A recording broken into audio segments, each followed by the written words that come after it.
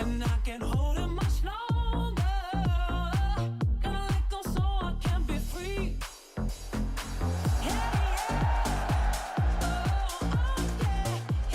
Some orders of biz before we get to the Mets' interest in Kyle Tucker, among many other teams. What's up? Todd Father Thursday. Hey. Todd Father Tuesday. We'll have Todd Father on Friday as well. Frazier Friday. They're coming. Oh, apparently I said something wrong already. It's been 10 seconds. That was the fire truck. Damn.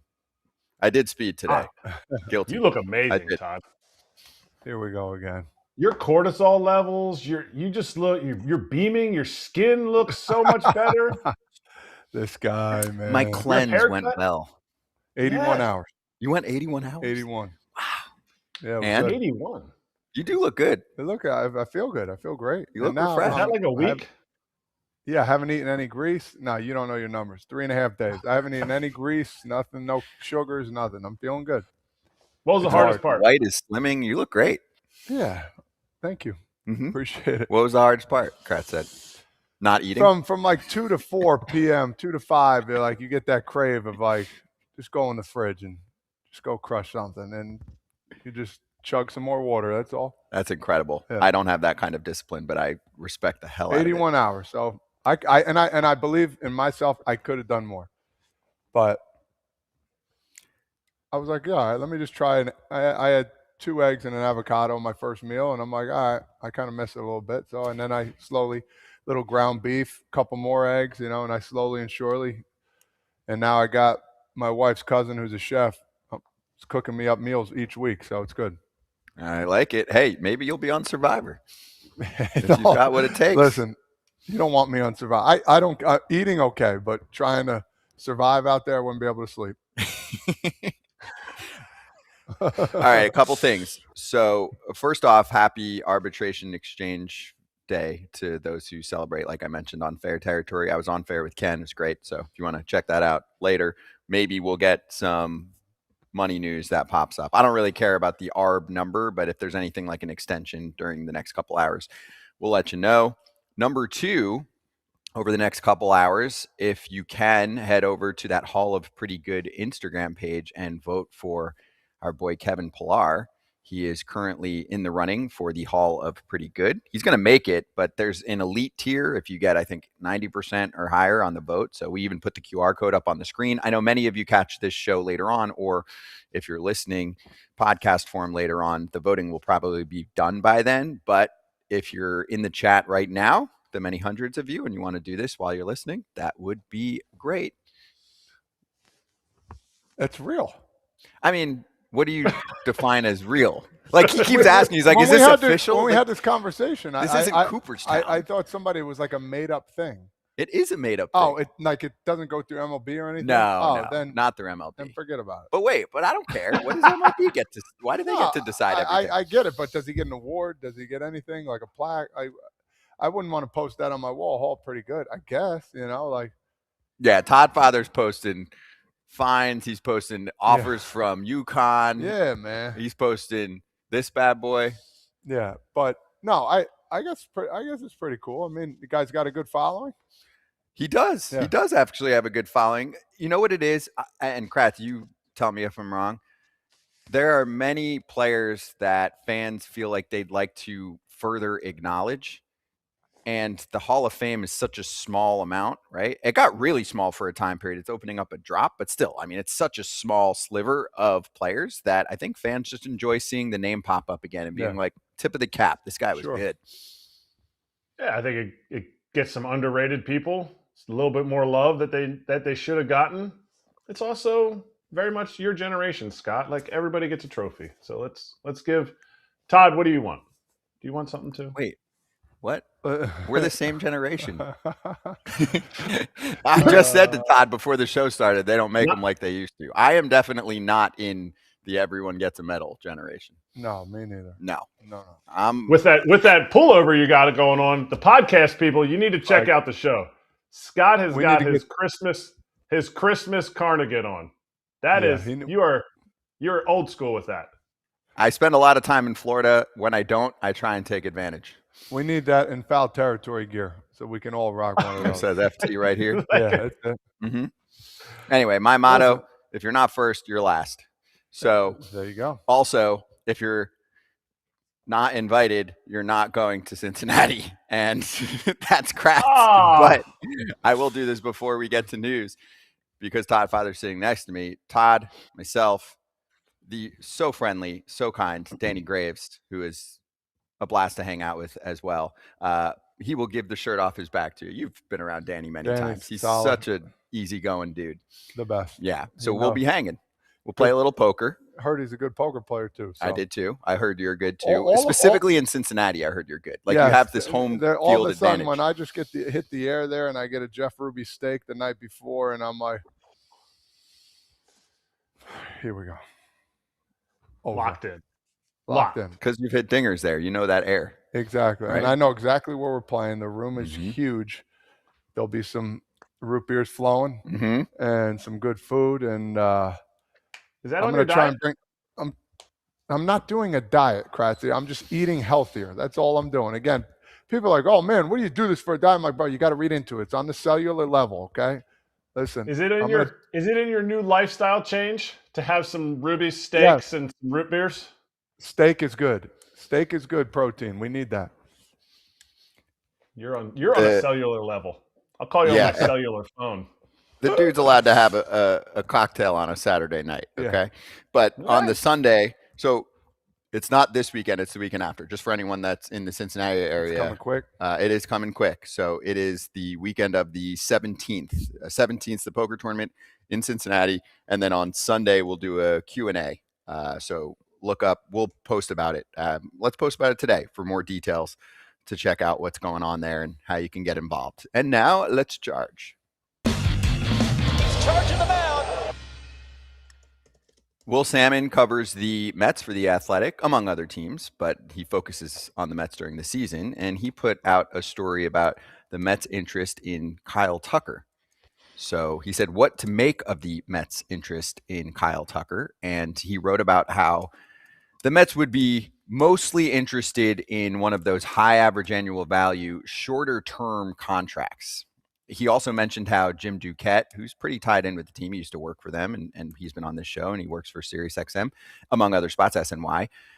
Duke said the three most aggressive teams for Tucker are the Blue Jays, the Mets, and the Dodgers.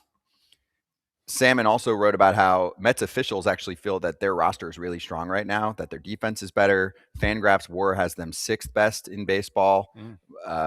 It looks like they're pegged for on the win total. I think BetMGM has them at 86.5 for the over-under. So that's usually a playoff spot, right? Yes, sir. But as far as Tucker goes, does he want the bright lights? Is he really going to take a shorter-term deal? For example, if the Mets are offering him 3 years, 130, it's a big number. But what if the Blue Jays are offering him 8 years, 300? Yeah. What are you doing? Yeah, I don't. Knowing him and waiting for this moment, I don't think that he's going to want anything smaller than what he deserves. And if I'm him, and I'm not though, but if I'm him, I want the most money and I want the most years, so I can go after I'm done playing. I don't have to worry about free agency anymore. I can just ride my wave all the way to my house and retire. The guy's a good enough player; he could play anywhere. He would be such a good fit for the Mets. I think it's a great opportunity for them to figure something out to get them. They're always trying to finagle something into what isn't supposed to be there. Just make an offer for the guy. If you want a short term, that kind of deal, it's probably not going to work out unless there's some kind of favoritism towards Tucker that he can't refuse. What that is, I don't know. The Blue Jays get him, then we have some more questions to be asked. How about Bo Bichette and these other guys that are part of the organization? The Dodgers, we don't know what they're going to do. And that's the team right now for me that is like, they're willing to do any and everything to win World Series. They won back-to-back, and this team, I wouldn't doubt it if they got it. If somebody came to an offer and Tucker's agent came back to the Dodgers and said, listen, they're doing this, they're like, we'll do it for another year. We'll give him $30 more million. Boom. He's going to do it. So that's the wild card team I would be scared of, Kratzy. For sure. I mean, I think we can debate where he's the best fit and who's going to actually sign him. But just for the sake of the topic, like let's say the Mets are saying, okay, we want a shorter term deal. Obviously, you're talking about opt-outs after every year, after the first 2 years. To me, what does that salary look like? If they feel like that's a legitimate thing, because teams can come in and do this. You've seen Stearns did it with the Brewers. He signed Yasmani Grandal. He's not afraid to go out and say, okay, you want a 1-year deal. This isn't going to be a 1-year deal thing. This is going to be more of like the Cody Bellinger when he went to the Cubs on kind of like a prove it deal. I don't think Kyle Tucker needs to prove it. So all that aside, what does it look like? What is that number? Because I'm looking at the highest annual salary for players for this current coming up year. How much is it going to take? Is he going to make?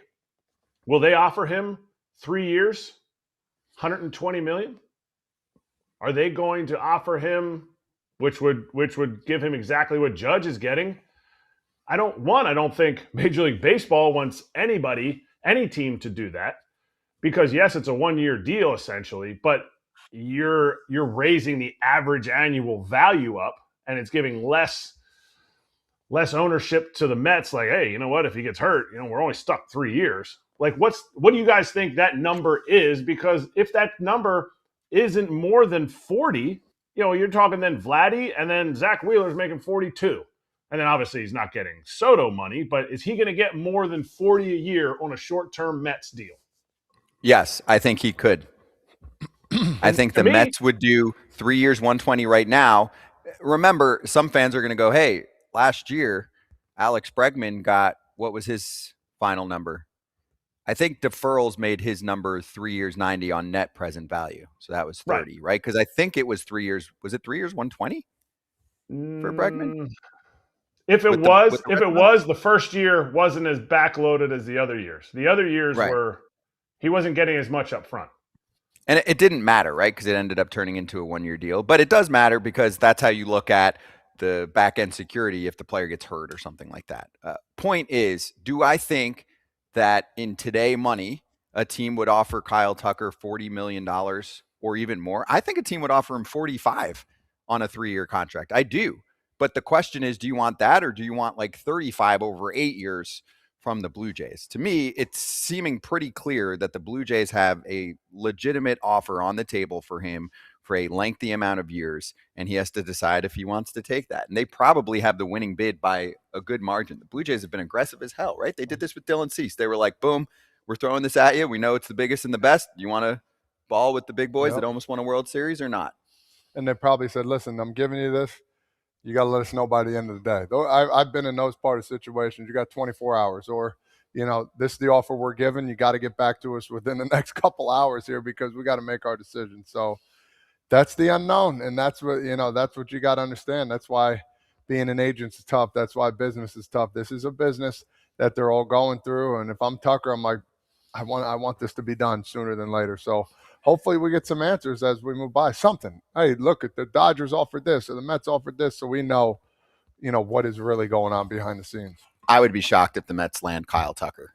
Ooh. Number one, if shocked. Okay. If they're offering, if it's a low year, high average annual value offer, as Ken Rosenthal said earlier on Fair Territory, there are 4 or 5 other teams that are going to do the same thing. Why is he choosing the Mets? And I've actually covered Kyle Tucker a ton, and I would say this if we had him on the show. You want to play in New York?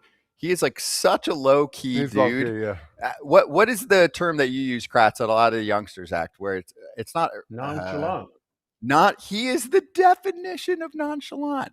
You're like, are you there, bro? Are you pumped? And it's like, nah, because I'm so talented, right? He's got the low heartbeat thing going, and it works for him. It's turned him into a superstar performer on the field. Mm-hmm. When I think Kyle Tucker, I think New York is one of the last places where he would want to be.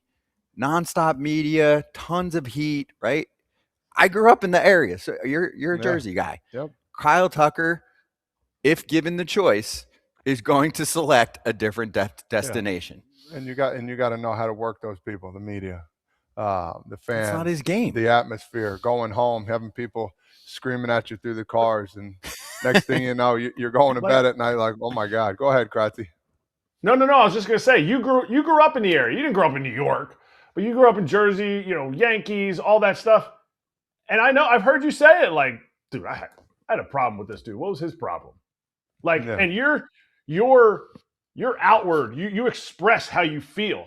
Some guys who are more, have that inward, they're more intrinsic. Like they're not out there as much as you are, Todd. Like they have the same feelings. Just because Todd shows his expression, shows how he feels about a certain writer writing a certain article, the dudes who are quiet aren't just like, whatever. Like it's still eating them up inside. Yeah. And so if you grew up in the area and you have a tough time sometimes with it, not that it affected you, but like, how tough is it when you come in from another place? It's pretty tough. It's tougher than people think.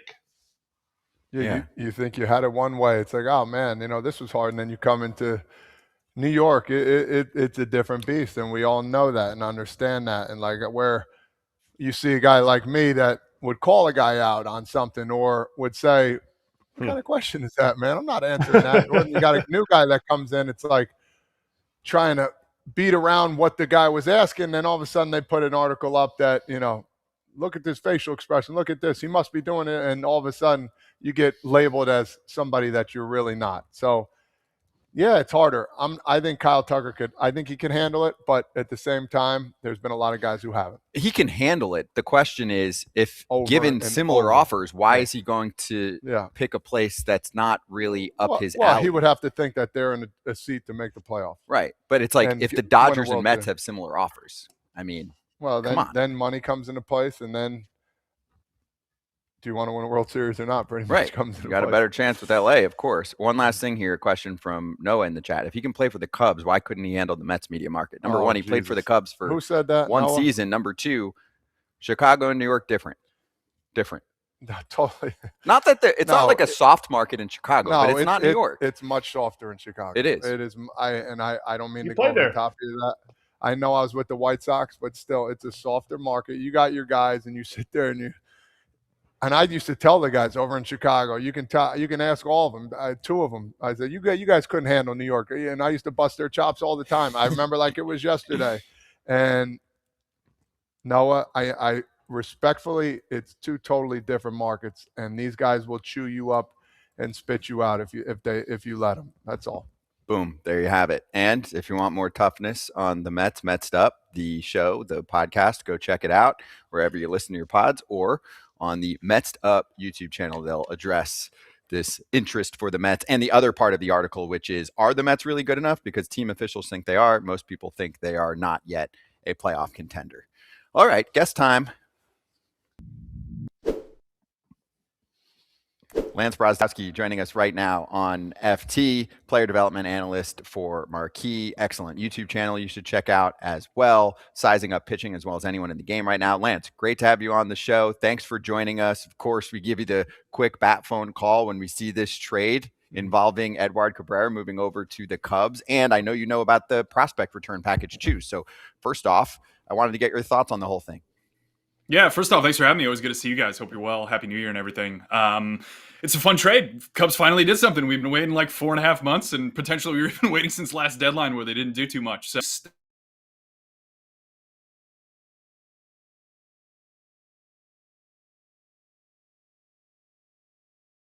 contact, they throw a lot of four-seam fastball. They limit a lot of contact and damage in that respect. And I think overall that has lended itself to a lot of success, especially at Wrigley Field. But you inject Cabrera in here, this dude has a crazy changeup. You know, they dropped his slot a bit in Miami last year between 24 and 25. That allowed his sinker to play better. He started throwing that a bit more than his four-seam fastball. Finally, for the first time in his career, he had a low enough walk rate to pull off the tag of never throw strikes.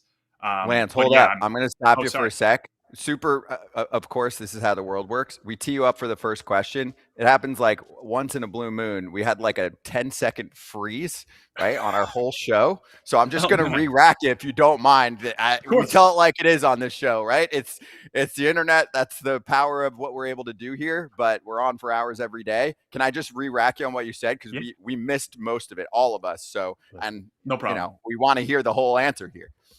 Totally. So I think, I like this trade a bit. I was joking in the freeze here that the Cubs haven't really done anything in a while from an impact standpoint. So it's really nice to inject a bit of liveliness into the local radio here and have Cub fans be excited about adding a guy that is really electric to this team. I'd say that he's a bit different than a lot of the pitchers the Cubs presently have. If you look in the last couple of years, the Cubs have kind of sought these contact neutralizer, not big bat misser. You know, they had a bunch of four-seam fastball usage last year relative to the league. I believe they were number one in the sport, actually. They prefer this kind of bat miss, limit barrel ability, and they bring Cabrera in here, who is a guy that has insane stuff. His slot fell a little with Miami from 24 to 25. I don't know if it was entirely intentional, but what I do know was intentional was their interest in Miami pushing him to a sinker, which finally allowed him to get in zone enough to pull down his walk rate below 10%. And I think for the most part, we've lifted the tag of he'll never be able to throw strikes, which was persistent with his profile from like the second he got into the sport, where he was running walk rates that were pretty much unsustainable. So he's a really fun arm. I mean, the curveball's sick. They adjusted his slider grip. I think there's room if the Cubs want to go towards like a sweeper and maybe even a cutter. Like, this dude can be a frontline starter, and I think he's incredibly exciting for the Cubs to add to the rotation. All right, before we get to the prospect package, before we get to like your evaluation of too much, you said electric. Okay, he's got electric stuff. Is it electric compared to the Cubs rotation, which you admittedly just said they're more, they're not quite on that? So does he become the smartest kid in dumb school because everyone else is just kind of going out there and doing their thing? Or is it something that they're getting a guy, when you say electric and exciting and fun, they're getting a guy that has thrown over 100 innings one time? Like, it just feels like, because I'm not even going to shift to who they gave up to get him, but like, is this a sustainable thing? Because if that dropped arm angle is because he got tired from his 134 innings, or is it because like that's actually what's enabling him to get on top of his sinker and make it work? Like, there's so many questions that I have, and I love how you break down the pitching development stuff. Yeah, this is going to be a long response because you layered in a lot there. I'd say it's electric relative to all pitchers in baseball. We could prove this just through looking at his raw velocity, also his ability to purely spin the ball, the breaking ball shapes he can create at the velocity he throws. So he's the smartest kid. This is the smartest kid at the dumb school, I guess, but he's also like the smartest kid when you then bring him to Stanford, Like, he's not the best stuff in baseball. He's really good. And I think that it's just more, I wouldn't say a shock, but it's just different, I think, for Cubs fans to look at an arm that can strike out 30% of the guys he faces and go, yeah, like, this dude has that level of upside. Now, you layered in something fascinating here.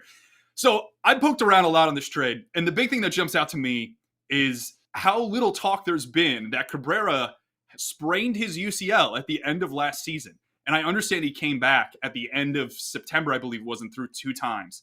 But this is something that, from my understanding and talking to people in the league and talking to teams who communicated with the Marlins about Cabrera, this was a hang-up for other teams. I think if you gave these medicals to 30 teams in baseball, I don't entirely know how many of them would have approved them. The Cubs approved them, and I think the Cubs are very sharp on the medical side. So I'm not saying they're incompetent in any respect, but there's a level of risk here they are accepting, right? UCL sprains are tears. A sprain is a tear of a muscle. So it's not incorrect to say he sprained his UCL last season. Does that impact your innings projection going forward for him? I think it has to some extent. So there's risk, I think, on both sides of this deal. The Cubs obviously got comfortable with the level of risk they were accepting with a guy like Erik Cabrera, perhaps because this stuff is so good. They have multiple years of control with him. So this isn't like a ticking time bomb, perhaps. But yeah, I mean, I talked to people in the league who were like kind of surprised that he cleared medicals. And I wouldn't say I'm like concerned in that respect, but it did definitely like piqued my ears when I heard that. Let me ask you this. Where do you see, this is a quicker question, then I'll get to another one. Where do you see him fitting in the starting rotation? What number slot? Do you see him, 1 or 2? Like, where do you see him at right now for this team? Yeah, I think he's right in that 2 area, I would say. The interesting thing to see will be how they sequence him early in the year. I don't believe he's a guy with too much cold weather experience. The Cubs have a lot of home games in April, and it's cold in April in Chicago. So I'm wondering whether they almost try to line him up to pitch road games. And maybe, maybe this is nothing. Maybe he loves pitching in the cold. I don't entirely know. I've never talked to him. I don't know. But I'm wondering whether they kind of sequence him in a way that doesn't push him as the ace, so to speak. But I think he slots in as like the number 2 guy. Matt Boyd is the innings eater. He just came off one of the best seasons of his career. Feels like he would get perhaps the opening day start, especially with Steele coming back midseason. That was perfect answer. You answered another one of my questions. But now for the Cubs too as well, do you see any other particular moves coming through, or is this the last one you think? I mean, Kyle Tucker, is not there anymore. Do you see anything else coming into fruition for the Cubs this offseason? I mean, which side are you asking? Are you asking the brain here or the heart? You know what I mean? The heart is absolutely like, yeah, give me Bregman, man. Like, they've been linked to him. I can confirm that. I mean, you don't need me to confirm when Rosenthal has it and others, but they're definitely involved in that market. I think he's the individual player that they'd be most comfortable getting uncomfortable with. My read is that they don't want to get totally uncomfortable with like the Bichettes of the world. The Cody Bellinger reunion has already been rumored. My concern is more if you get into bidding wars, say on Bregman with the Red Sox or on Bellinger with the Mets, or the Cubs actually willing to go to the cost intervals that will be necessary if the Red Sox are ponying up money or Steve Cohen is ponying up money to challenge them on a guy like Bellinger. So that's where the brain comes in and goes, how aggressive will they actually be? You know, like, do you want Seiya Suzuki playing 150 games in right field, which is something they tried to move off a couple seasons ago? They didn't like him out there in right field. Now he played great. I thought he looked really good out there last year in right field. So perhaps some optimism in that respect. But there's definitely some other move in here that I think makes this team a lot better. Cabrera makes sense in a sequence of moves to me. Alone, if this is kind of the last thing they do, I won't say it's a curious move, but it doesn't make the team like, it doesn't give me a ton of confidence that they will absolutely dominate the Brewers and outwin them by like 6 games, you know? You had Bregman? Yeah, totally. We're talking. Like, I'm pretty confident this team's going to win the division. All right, Lance, I've seen you on Marquee. I'm just going to make a comment. Let me hear it. The Cubs are a big market. Can you say the Cubs are a big market just so that people that watch Marquee know the Cubs are a big market? They are. They're a huge market. It's one of the biggest, probably 4 or 5 in baseball. Great. Perfect. Thank you for saying that. Let's get back to the trade. They picked up this Edward Cabrera. There's a lot of uncertainty with it. There's a lot of uncertainty with prospects. Owen Casey was talked about other off seasons like, we cannot, nobody's touching Owen Casey. Well, the Marlins got it. The Marlins got him. Is it a case that it's what had to get the job done? Is it a case of we saw what he did in the big leagues and now we're like, okay, we're fine with Seiya Suzuki doing what he does in the outfield? Like, where does that go and what are they giving up in this deal? Yeah, I'm a big fan of Owen Casey. He's a guy that we actually went down to Myrtle Beach and talked to first when he came into the organization from the Yu Darvish trade. I think he's a really cerebral dude. He really has an understanding of what his body does well from a batted ball standpoint, and he absolutely crushes the baseball from an exit velocity standpoint. And I think that's really what the Marlins are getting. He's a guy that I'm curious to see how much they let him face left-handed pitching. He didn't do that too much in the minors, and I imagine if you kept him on the Cubs for this coming season, he would get the Michael Busch treatment where he really wouldn't face a lot of lefties at all. But I thought he made a lot of sense from like you're not getting Kyle Tucker back, so you know maybe you have Kyle Tucker in the aggregate in right field, you know, with Owen Casey and another platoon right-handed bat to face left-handed pitching. Partially because Casey has the thump. He does not have the level of like low K rate discipline that a guy like Tucker does, but I like Casey a lot. I think he will be an impact bat for the Marlins in some capacity, whether that's in a year or two. You know, we'll see. But I agree. Like, this was a name that I had heard, like we heard last offseason in rumors that this was a guy that the Marlins were interested in. And I think that's been mostly confirmed by a variety of Cub beat writers and Marlin beat writers in the last 24 hours. I'm most curious on like who changed with this trade from a value perspective. You go back to the last deadline, Cubs were in conversation with the Marlins about Edward Cabrera. And it seems like perhaps the piece that the Cubs weren't willing to give up in a lot of negotiations was Jackson Wiggins. This is one of their only pitching prospects, really. They're very depleted in that respect. But he was the guy that I think they were very hesitant to give up. But the Marlins, I know, very much wanted. So I wonder whether the package at the deadline centered more around Wiggins, and now it's flipped to Casey, despite the fact I've heard that Casey was kind of the name the whole time. But my speculation is more everyone was trying to get Wiggins. They couldn't. Now you have, you know, this injury stuff lurking around Cabrera that pushed some other teams off him, from my understanding. And the Cubs give up Casey. So perhaps the cost was higher at the deadline, and the Cubs perhaps think they got a deal in this respect, giving up Casey for him. You mentioned Cubs pitching development. We're going to get to some pitching development just across the league because I think your stuff is electric on pitching development. But anyway, Kyle Tucker, you got to watch him every single day in his 1 year with the Cubs. And now he's still lingering out on the free agency market. What did you see? And as going forward, what does that look like for other teams that are going to pick somebody up that, in Kyle Tucker, 8-year contract, probably over $200 million? What did you see day in and day out from him?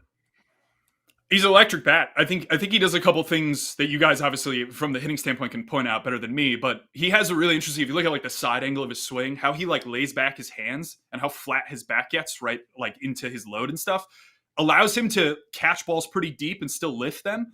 So if you really want to get nerdy, like balls close to his body and close to the back of the plate, he can lift and also hit hard. So I guess this is a weird way to say like he can almost like delay his reaction time a lot. And you could maybe say a lot of guys in baseball do this, but if you look at the list of guys who actually lift those balls deep, it's like Kerry Carpenter and Shohei Ohtani, Paul Goldschmidt. Like, it's all very, very good hitters. So no one needs me to tell you that you can validate the fact he's an amazing hitter.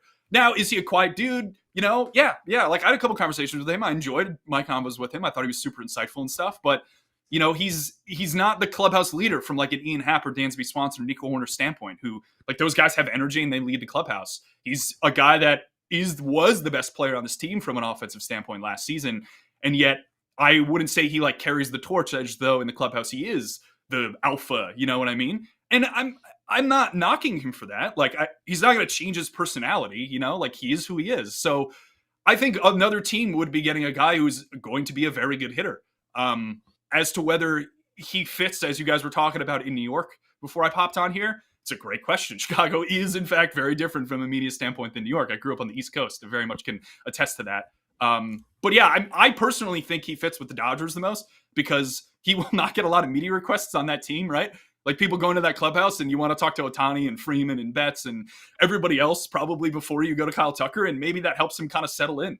But yeah, I don't think he's going to be like the alpha rah-rah guy in the clubhouse, but I don't know how much you like knock the profile and how much you're giving him from a monetary standpoint, given that, because he's a great hitter. And I don't think there's any stats that could kind of back up he's not a great hitter. The down months he had last season were all injury based and he played through them partially because, yeah, he was going into a contract year. Of course, I would play through things too. I want my agent, Casey Close at Excel, to head to the market and go, like, this guy played 150 plus games. Like, look at, you want him on your team. You don't want him to be like, oh, he sat out 2 months. You know, he only played 100. And then people are like, well, 2 seasons in a row, he didn't play a lot of games. So, you know, we see in contract years, guys play through small injuries, and it's because the player incentive matters. And I totally understand that.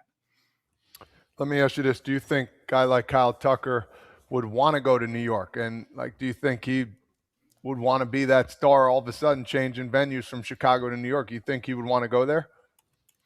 I don't know him well enough to say yes or no. My gut says no. I just think it makes more sense for him to go to a team where he's not getting hounded by the New York media when he's playing through like a broken hand or something like that, or whatnot. So, I mean, that's just my pure gut. I don't know him well enough to opine, I'd say, on that specific question, but I think wherever he goes, he's going to hit. And I really think that's what everybody's paying for. And one more question with the Mets along that line. Do you think the Mets officials saying they're an 87-win team right now, do you see that happening or no? I haven't looked too much at pure win total projections. I do think, I will say, like, as a concept, we get a bit caught up with win total projections, partially because baseball is like very random in a lot of respects. So if you're projecting a team to win like 87 games, you could usually add like a 6-win variance on that. So if that team wins 81 or 93, which I imagine to you guys is like a massive difference, right? Like if you're leaving the clubhouse on the last day of the season with an 81-win team versus a 93-win team, like you're a very different tenor, I imagine, among the team. But because of how things are sequenced and runs are scored, like variance is huge, you know? So I could see them being an 87-ish, 88-win team. Yeah, I mean, I think they're in that window. Maybe it's more 85-6. And again, if they win 80 or they win 92, that's within like the range of probables, such that you're not going, oh my God, this team insanely overperformed. So I think win totals are tough. I often like giving ranges, but I know it just throws out more numbers. And sometimes people are like a little hesitant to be like, why are you giving me 3 win totals? I want 1. So I get it from like a marketing standpoint. I just say like projections are a range of outcomes a lot of the time. And I think we get caught up in singular numbers a lot. All right. I want you to get into some pitching development for us here. I want you, because you feel like the Mets are doing a really good job. I think you mentioned the Nats and a couple other teams are doing a really good. What are you looking at? And then what are some of the teams also that are doing a great job of the pitching development in the big leagues right now? Yeah, I'd say one of the main things I look at, which isn't totally public info, which is why I think I've created a bit of a niche in this, is minor, like aggregated minor league data. Major league, totally, like that's what matters. That's what you're getting paid for. It's what Cohen wants at the end of the day, like that matters. But I think because the samples are often smaller and because you have a lot more monetary involvement from like, we're going to pay this guy, and perhaps that suggests what a team values. I like looking at aggregated minor league data. So give me A-ball to AAA, combine everything together, and let me look at what a team is doing from like a usage standpoint, velocity standpoint, results standpoint. A lot of the time that to me indicates what their models internally are biased towards. So look at a team like the Mariners, for example. They have one of the lowest release points in the minor leagues. They really prefer this like low sinker slider slot. You look at a team on the inverse side of that. For example, like the Dodgers and the Rays are in the same sphere, where they prefer the more hoppy fastball, get in zone a lot, throw really hard, not really large mixes, really focus on four-seam slider early. The Mets, I think, have struck a really interesting balance here, where if you compare their results from 2023 to now, they've shot up considerably. And this is a direct byproduct, I think, of the individuals they brought in, particularly Erik Yeagers and a bunch of other people. They made John DeRuin from Arizona is a guy they brought in as a coordinator. He's incredibly sharp. They brought in Justin Willard from the Red Sox. Like they know what they're doing on the personnel side, and they've combined that with a couple of years now of really good development in the minors. They have a ton of arms. We saw them trade from the depth of their arms in a couple of these moves they've made, particularly the Ryan Helsley one jumps out to me. And they do a great job. And I think they're really good in understanding like seam effects and how the ball interacts with the air and getting guys to shapes that will make them successful. And as a result of that, you're running into like the Noah McClains, the Brandon Sproats of the world, these guys who have really deep mixes, throw hard, really good breaking ball shapes, have the weapons to get lefties and righties out overall. And here's what I'm talking about. Like you go back to 2023, this team was basically like dead average. That was right around the time that Yeagers came in. And you jump to 2025 now, and this team, from an underlying standpoint, so I'm looking at forcing velo, K-minus walk and zone width. I'm not really looking at results because a lot of the time minor league parks will influence results pretty heavily, such that you're not really able to get the best indication of like the skills occurring with the pitchers. But K-minus walks, I think a great one. They're prizing velo and they're getting a lot of zone whiff. So I really like what they're doing. To me, right now, they are the number one team from a pitching development standpoint. And I don't know how many people agree with me. I think I've heard some in the industry nod their head and say, yeah, they have to at least be like top 3 or 5. But I do think a team like the Dodgers has fallen off a bit. They had the highest walk rate in the minor leagues last year. And I think if you talk to people there, they'll attribute it to injury. Their angle is like, I've heard like the golf metaphor of like, just hit it really far and then we'll eventually get it on the runway for you, which I understand. Like they're taking big risks. I think they have a very different approach to pitching development because they could go out and pay a starter $30 million. They don't need to develop like the 5th starter. There's no need for that basically in the organization based on the amount of money that they're able to spend. So they're the ones that jump out to me. And I know I'm going long here, but there's also like on this concept of personnel, a lot of teams, I made a YouTube video about this. There's a lot of teams that have changed personnel, Nationals, Rockies, Athletics, Cardinals, and are pitching minded or the teams that I'd say back in that 2023 area, we thought of as like deficient on the pitching development side and are now on the uptrend. So we're getting to a point where like a lot of teams are catching up on the pitching side, which makes me very interested to see what the future looks like. What's the next development? In 5 years, what team is the best and why? And that's something I'm thinking through a lot right now. I'll tell you exactly what team's going to be the best. The team that figures out the health of pitching. Oh, the health of pitching.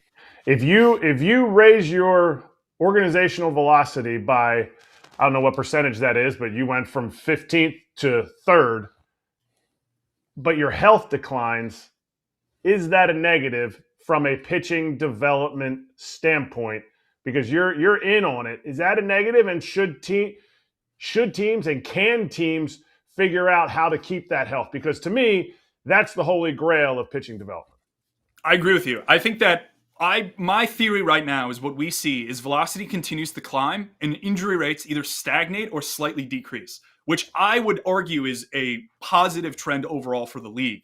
If you can pump velo up, and that's the strongest correlation we have to UCLs popping and all these injuries and such, but you can maintain the injury rate or drop it ever so slightly, that is an overall positive to me. From an individual team standpoint, if you push velo up and the injury rate spikes, that's a great question. I think a lot of people publicly would say it's not good. I know a lot of people internally that say that is literally the risk necessary in order to create major league level arms. The goal of pitching departments is not to keep people healthy. It's to create major league starting pitchers.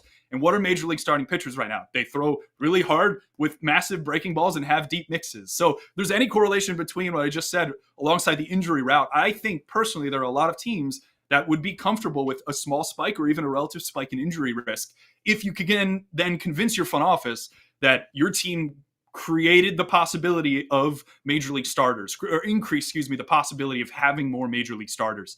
And they'll never tell you this. Like, teams are never going to tell you, like, our goal is, or, oh, we're totally going to make sure all these guys are healthy. Like, that goes entirely against the current incentives we have in the game, which are to throw hard, to have nasty stuff. But this is the topic I've been thinking about a ton, and I'm fascinated to see how teams address it over the next couple of years. And I would love to see guys throwing more in the minors. I think it is a bit counterintuitive what we're seeing from like a babying guys in the minors standpoint. And you hear this from sharp people as well. And this is also like a relatively old school concept of like guys need to be worked up more in the minors to then have success in the major leagues. I think we're getting to a point, perhaps it's going to take like a league incentive where maybe they cut the schedule by like 7 or 8 games. There's less games and there's roster limits, and they limit some of this piggybacking from AAA to the majors, where teams are literally forced to figure out how to get this guy to go deeper into games. And maybe that creates a subtle drop in velocity, but I guarantee you, if that velocity goes down and teams figure it out, it's just going to go right back up, because velocity, for the most part, is one of the strongest predictors of success. Last question here. You put out a tweet the other day about the Angels, and I'm going to read it here. You said, actually, an interesting question. If there is a consensus, you're one of the worst orgs at developing in the minor leagues, Angels in parentheses there. Is it optional to rush players up so they get exposure faster, relatively better coaches / processes? Now, are you saying it's not optional for them to send them up? You think they should send them up so they can get better coaches because of the minor league development? Yeah, this is like the worst kept secret in baseball, but you talk to anybody in baseball about pitching development or development generally, and you ask them like who are the worst 2 teams or just the worst team, you're going to get the Angels like 80 to 90% of the time. So this isn't like a thing I'm just coming up with, but like anybody in baseball is not confident in what the Angels are doing from a development standpoint. As to why, incredibly layered question. They have some really sharp people there. They have Barton Smith, who's the godfather of seam shifted wake. They have Jared Hughes, who I think is one of the sharper minds in baseball from a development standpoint. As to why those results aren't getting down to the field level in the minors, I really have no idea. But this is something like I can't escape. As I go to the winter meetings and I'm talking to people about, like what their org's doing or something along those lines. And like people will just joke with me that at least we're not the Angels. And like, I don't know what to say. Like at some point, someone has to be the voice that's like pushing this stuff out there. Everybody rips the Angels from an ownership standpoint, but like they haven't done a good job developing guys. And I think their motto is really just to rush them up, because I don't know if they have confidence in what they're doing in the minors. Like they're just mitigating the risk of what the minor leagues will do with a guy. And sure, there's definitely seasoning that needs to go on. But when you have other organizations in baseball think that they're actively making players worse in the minors, like, I don't know what to tell you. Just bring the guy up to the majors and, get them around Suzuki and these other guys who are clearly probably better coaches than those they have in the minors. I don't mean to rip them, but again, like I'm relaying what everybody tells me every offseason. And I'm getting to the point where like everyone who DMs me and is like, man, when are the Angels going to turn it around? It's like, man, I don't know. Like, you tell me. Like, there's got to be some kind of change there. Everybody's on a 1-year contract. So, like, I'm fascinated to see what they do next offseason with things. I really don't know where the start is in terms of making this team better, but I'm eventually going to do some kind of, like, who's the best pitching dev org in baseball and rank all the 30 teams. And, like, I can guarantee you the Angels are number 30 right now, especially with what the Rockies did. They're always behind the curve. They haven't been good for a while, but look at what they just did. They brought in a bunch of outside voices. Matt Daniels, Alon Leichman from the Marlins, Rivas from, I believe, the Tigers. Like, there's new minds in there, new blood that I think will catalyze some change, where I don't entirely know I've seen that from a Angels bringing in sharp people from other orgs standpoint. So I'm waiting for something to crack there and them to get better, because they do have some fun arms in the minors. But for now, I'm not really projecting any of them to be impact until I see systemic change. Well said. And I don't even think you have to defend ripping, right? You are not a hot take artist. You are a data analyst. Like, everything you're saying has a lot of backing to it, right? With research and homework. So well said, Lance. It actually means a lot. And hopefully when you're saying this stuff publicly, it ultimately leads to change, or at least keeps the conversation going. We got to jump to next guest, but this was awesome, dude. We love catching up with you. Thanks for joining us. Much more from Lance. Actually, we'll look for that. Let us know when it comes out, and we'll plug it too, when he does rank those 1 through 30 pitching development programs in baseball. Lance Brozdowski with us. Thanks, Lance. Good talking to you, man. Thanks for having me, guys. Take care. You too. And of course, Lance was referring to a tweet on Halo territory. So go check out that tweet, because it features Mike DiGiovanna, our newest show that was announced this week. And Mark Trumbo is the analyst on that show. He's good. You remember he would hit some freaking dangers. And especially in the home run derby the one year. Holy cow. Which year? Was he in yours? No. Yes, he It was yours? It was. I think it was in San Diego. He was. You were at a derby with him? Yeah, I came. Yeah, I lost that one. Wow. But you got one. You're yeah, good. all good. But Trumbo, have three. dude, he was a beast. He was a beast. Beast. Absolutely. Had a nice career. Had a nice little run. No So doubt. anyway, he's part of the FT Network now. He's on that Halo Territory show that just came out. So make sure you check it out. We are just about ready to bring in our next guest, who is the manager of the Kansas City Royals. So give us just 1 second. We'll have him ready to go. Trumbo and Todd both had flat level swings. If you would talk to guys that were oh no, you got to swing up. You got to have this launch. Trumbo and Todd both hit the ball like this. Like they would hit the ball right here, and it would go just hit absolute laser beams. Fun to watch. Yes, sir. Yes. Perfect for obviously baseball, but also derbies. Derbies are fun to watch with you big boys. Come now. Let's get to our next guest.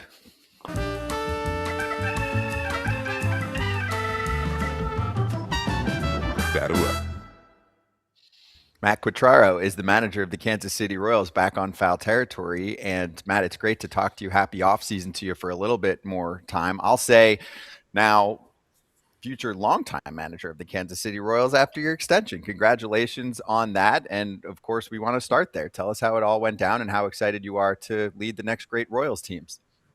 Yeah, I appreciate it. Thanks for having me, first of all, and Happy New Year to everybody. But yeah, I mean, I don't know if I could be more excited. You get an opportunity like this to manage the Royals, and when it's your first job, you're not exactly sure how it's going to go. And our first year went pretty badly, I would say. And but just the relationships, especially that I've been able to build with JJ and Scott Sharp in the front office, and obviously with the players, and it's just a great place to be. I love living here. My family, we moved here. We've enjoyed every minute of it, and I feel very fortunate for the opportunity to get to stay for a few more years.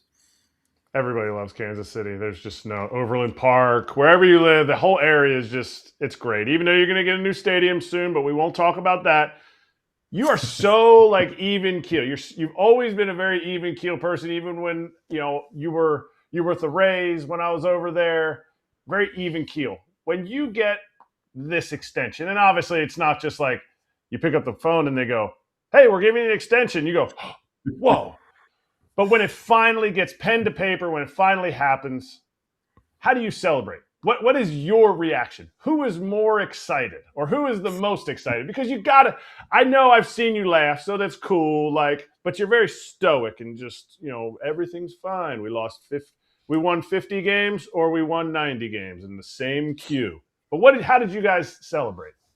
I'll be honest with you. I mean, the first thing that goes through my mind is my parents. Obviously my wife and I are going through this process, talking with JJ and stuff, but my parents are gone now. But when I think about just all like all of us, right? Our parents bring us to the field all the time, and they dedicate all these hours. And I always had a dream of making it as a player, which I didn't do. But to hear my dad's voice and about when you get there, and it was never a doubt for him. I mean, he thought it would be as a player, so he was a bad scout, but.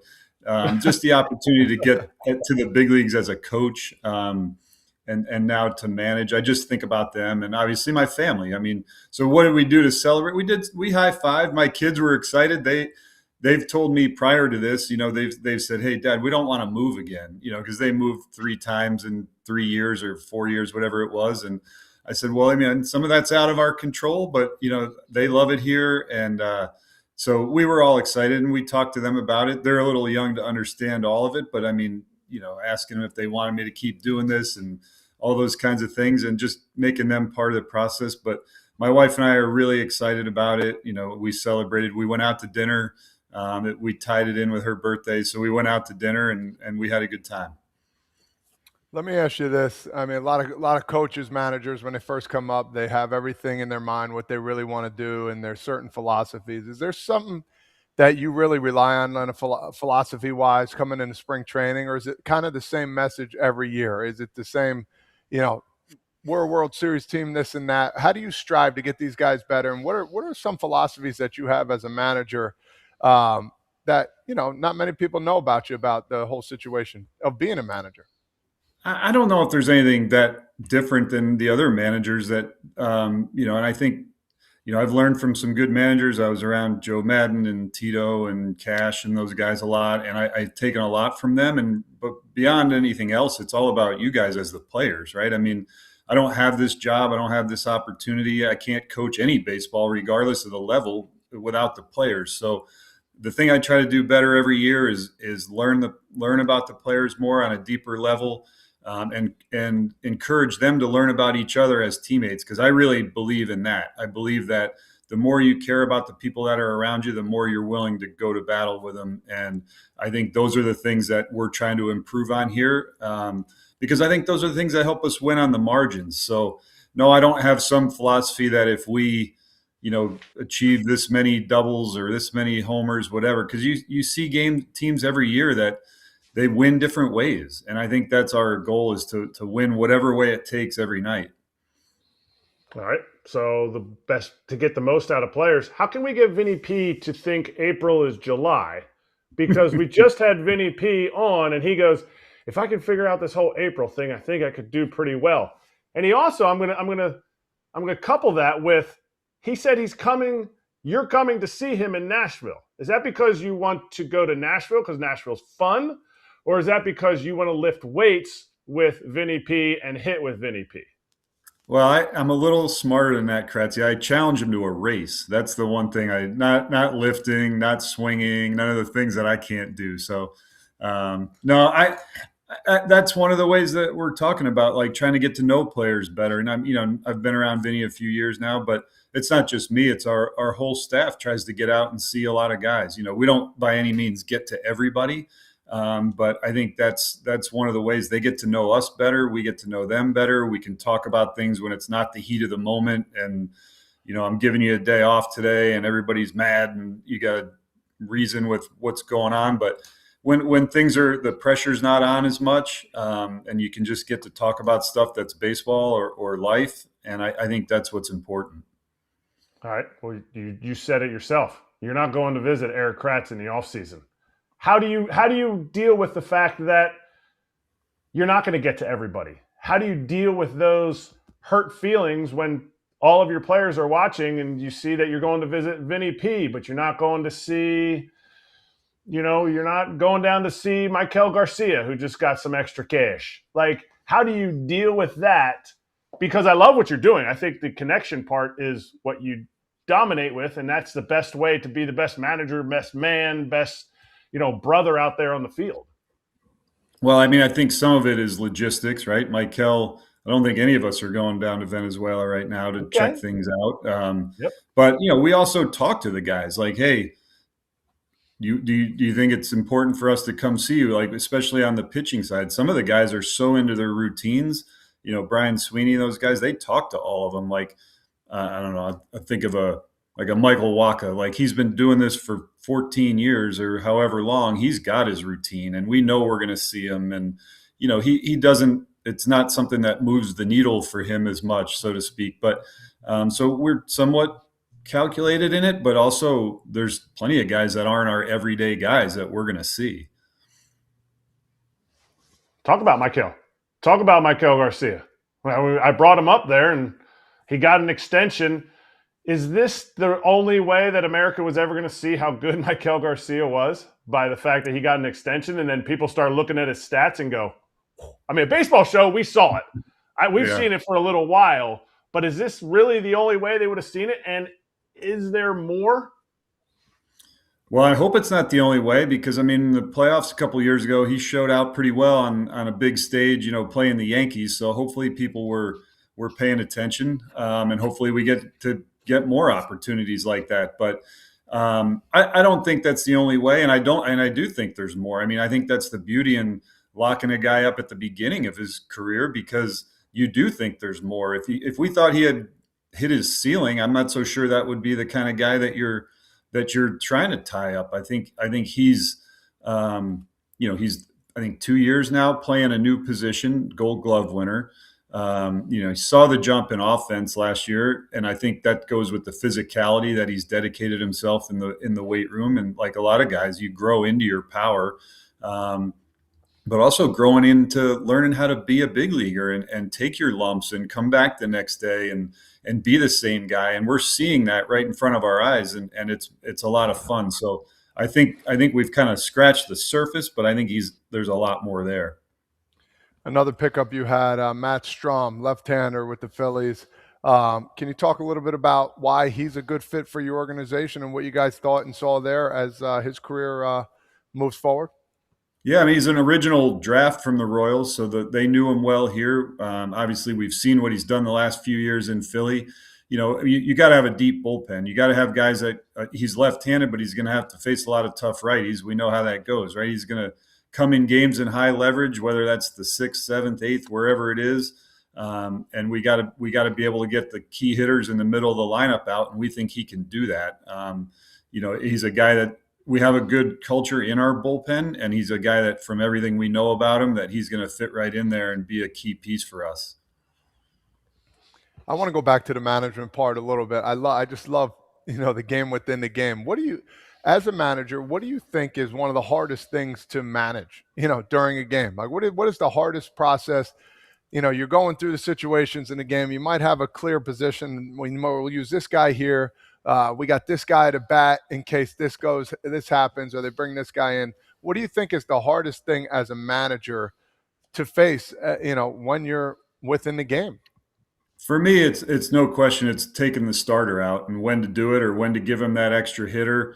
Especially with the veteran guys we have, like the Wakas and Lugos and Bubic and those guys, and Cole Reagan's a little different animal. But like, to me, it's when you go to the bullpen, that's the toughest thing every night, because you can, they're generally, especially the guys I'm talking about, they're strike throwers. So their pitch counts aren't generally really high at those key leverage moments. And if they do get through it, they might go 2 more innings. And if they don't, then, it blows up on you. And so you think about there's so many factors, as you're saying, the game within the game, who's rested, who's thrown 2 out of 3, who are we playing tomorrow and what's their lineup look like and all those kinds of things. And so just trying to balance that in one decision is generally the hardest thing for me every night. Well, you worked with Cash. You worked with Kevin Cash, so we can totally see you didn't agree with him by how you handle your bullpen. So I'll make sure Cashy's never come on the show, so he's not a big show guy, I guess. Not like you. But anyway, we can tell how you use your bullpen. You didn't quite agree with the way that Cashy used Blake Snell in the World Series. Oh, I was wondering where you were going. I was wondering where you were going with like decision making there. All right. I see where you're going. Also, he's been on the show. He's been on the show. Cashy has? Yeah, everybody's been on this show. It's 3 years and 3 guests a day. I haven't. I wasn't on. I wasn't on when he was on, so that's there it is. not bad. He was ducking you. That's probably what it was. All right, last one from me. The ABS challenge system. How are you going to, or how have you guys as coaches talked about deploying it throughout your lineup or even your pitchers? I'm just going to say I prefer if no pitchers challenge anything, but or even with Salvi behind the dish, or if you have to bring up a young rookie catcher behind the dish who may have more experience with the ABS system than, like, how are you guys, or what conversations have you guys had about it?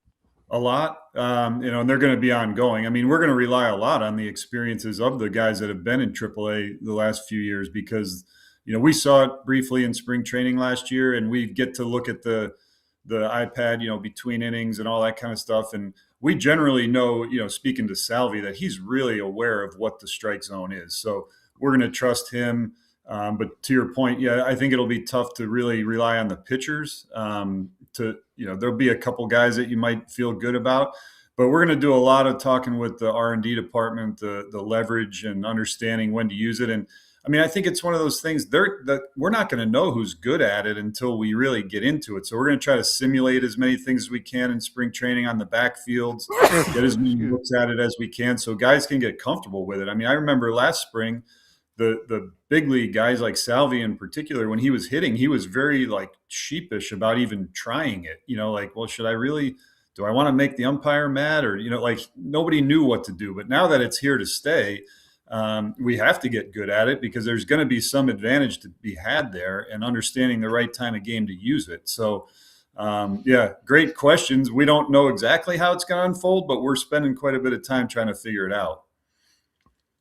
Are you going to be mad if there's someone low in the lineup that uses your last one in a game and then an inning or two later, Bobby's up and you're like, he just got squeezed.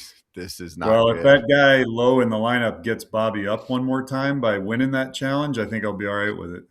Right. You can do it, right? I know what you're going to say. You can do it, but you better be right.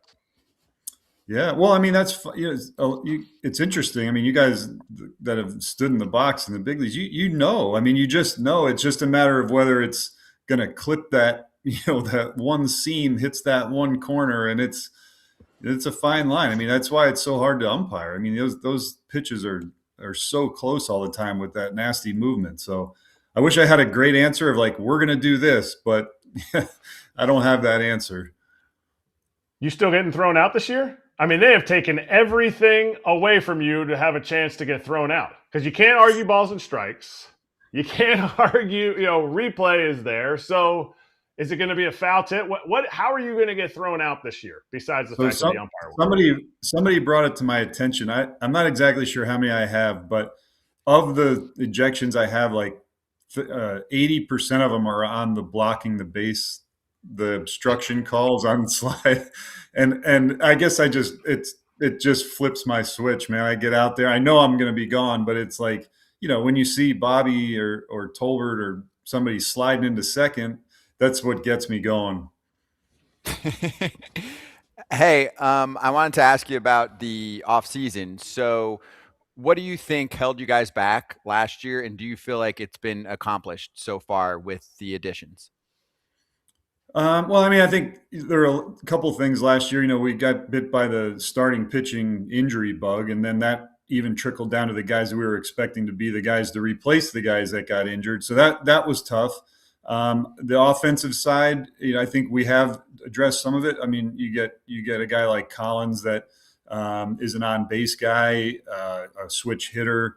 We get a healthy version of Jonathan India, I think is going to be a big boost for us. You get a Lane Thomas who can help spell Izzy in center field at times and play both corners above average and provide some thump in the lineup as well. So I think those additions in the outfield, and plus, we're looking forward to full seasons of Carter Jensen and Caglione and those guys, and healthy seasons too from guys, like Michael Massey. We're hopeful that he's back and those guys can really supplement what's going on with the middle of the order.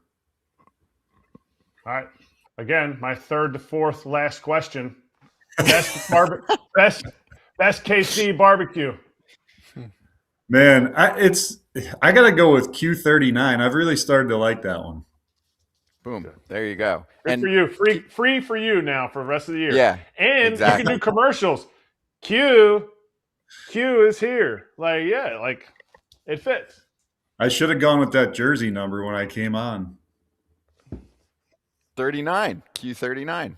That's right. Yeah. Q loves Q. And Q, okay. That is really the last question there from Kratz, and we did give him some leeway since he did play for KC. So the alum gets a little bit of a pass, right? All right. I was here. Yeah. I didn't play. I was there. I was there. I didn't play. Either way, thank you so much for joining us, Matt. Really appreciate the time. Congrats on the extension, and we will see you in spring training. Thank you, guys. Appreciate you. That's Matt Quatraro, the Kansas City Royals manager.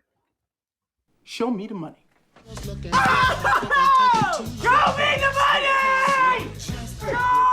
the money! Every time we play that, I think of how it relates to what we're about to say, and I can do it. Ready?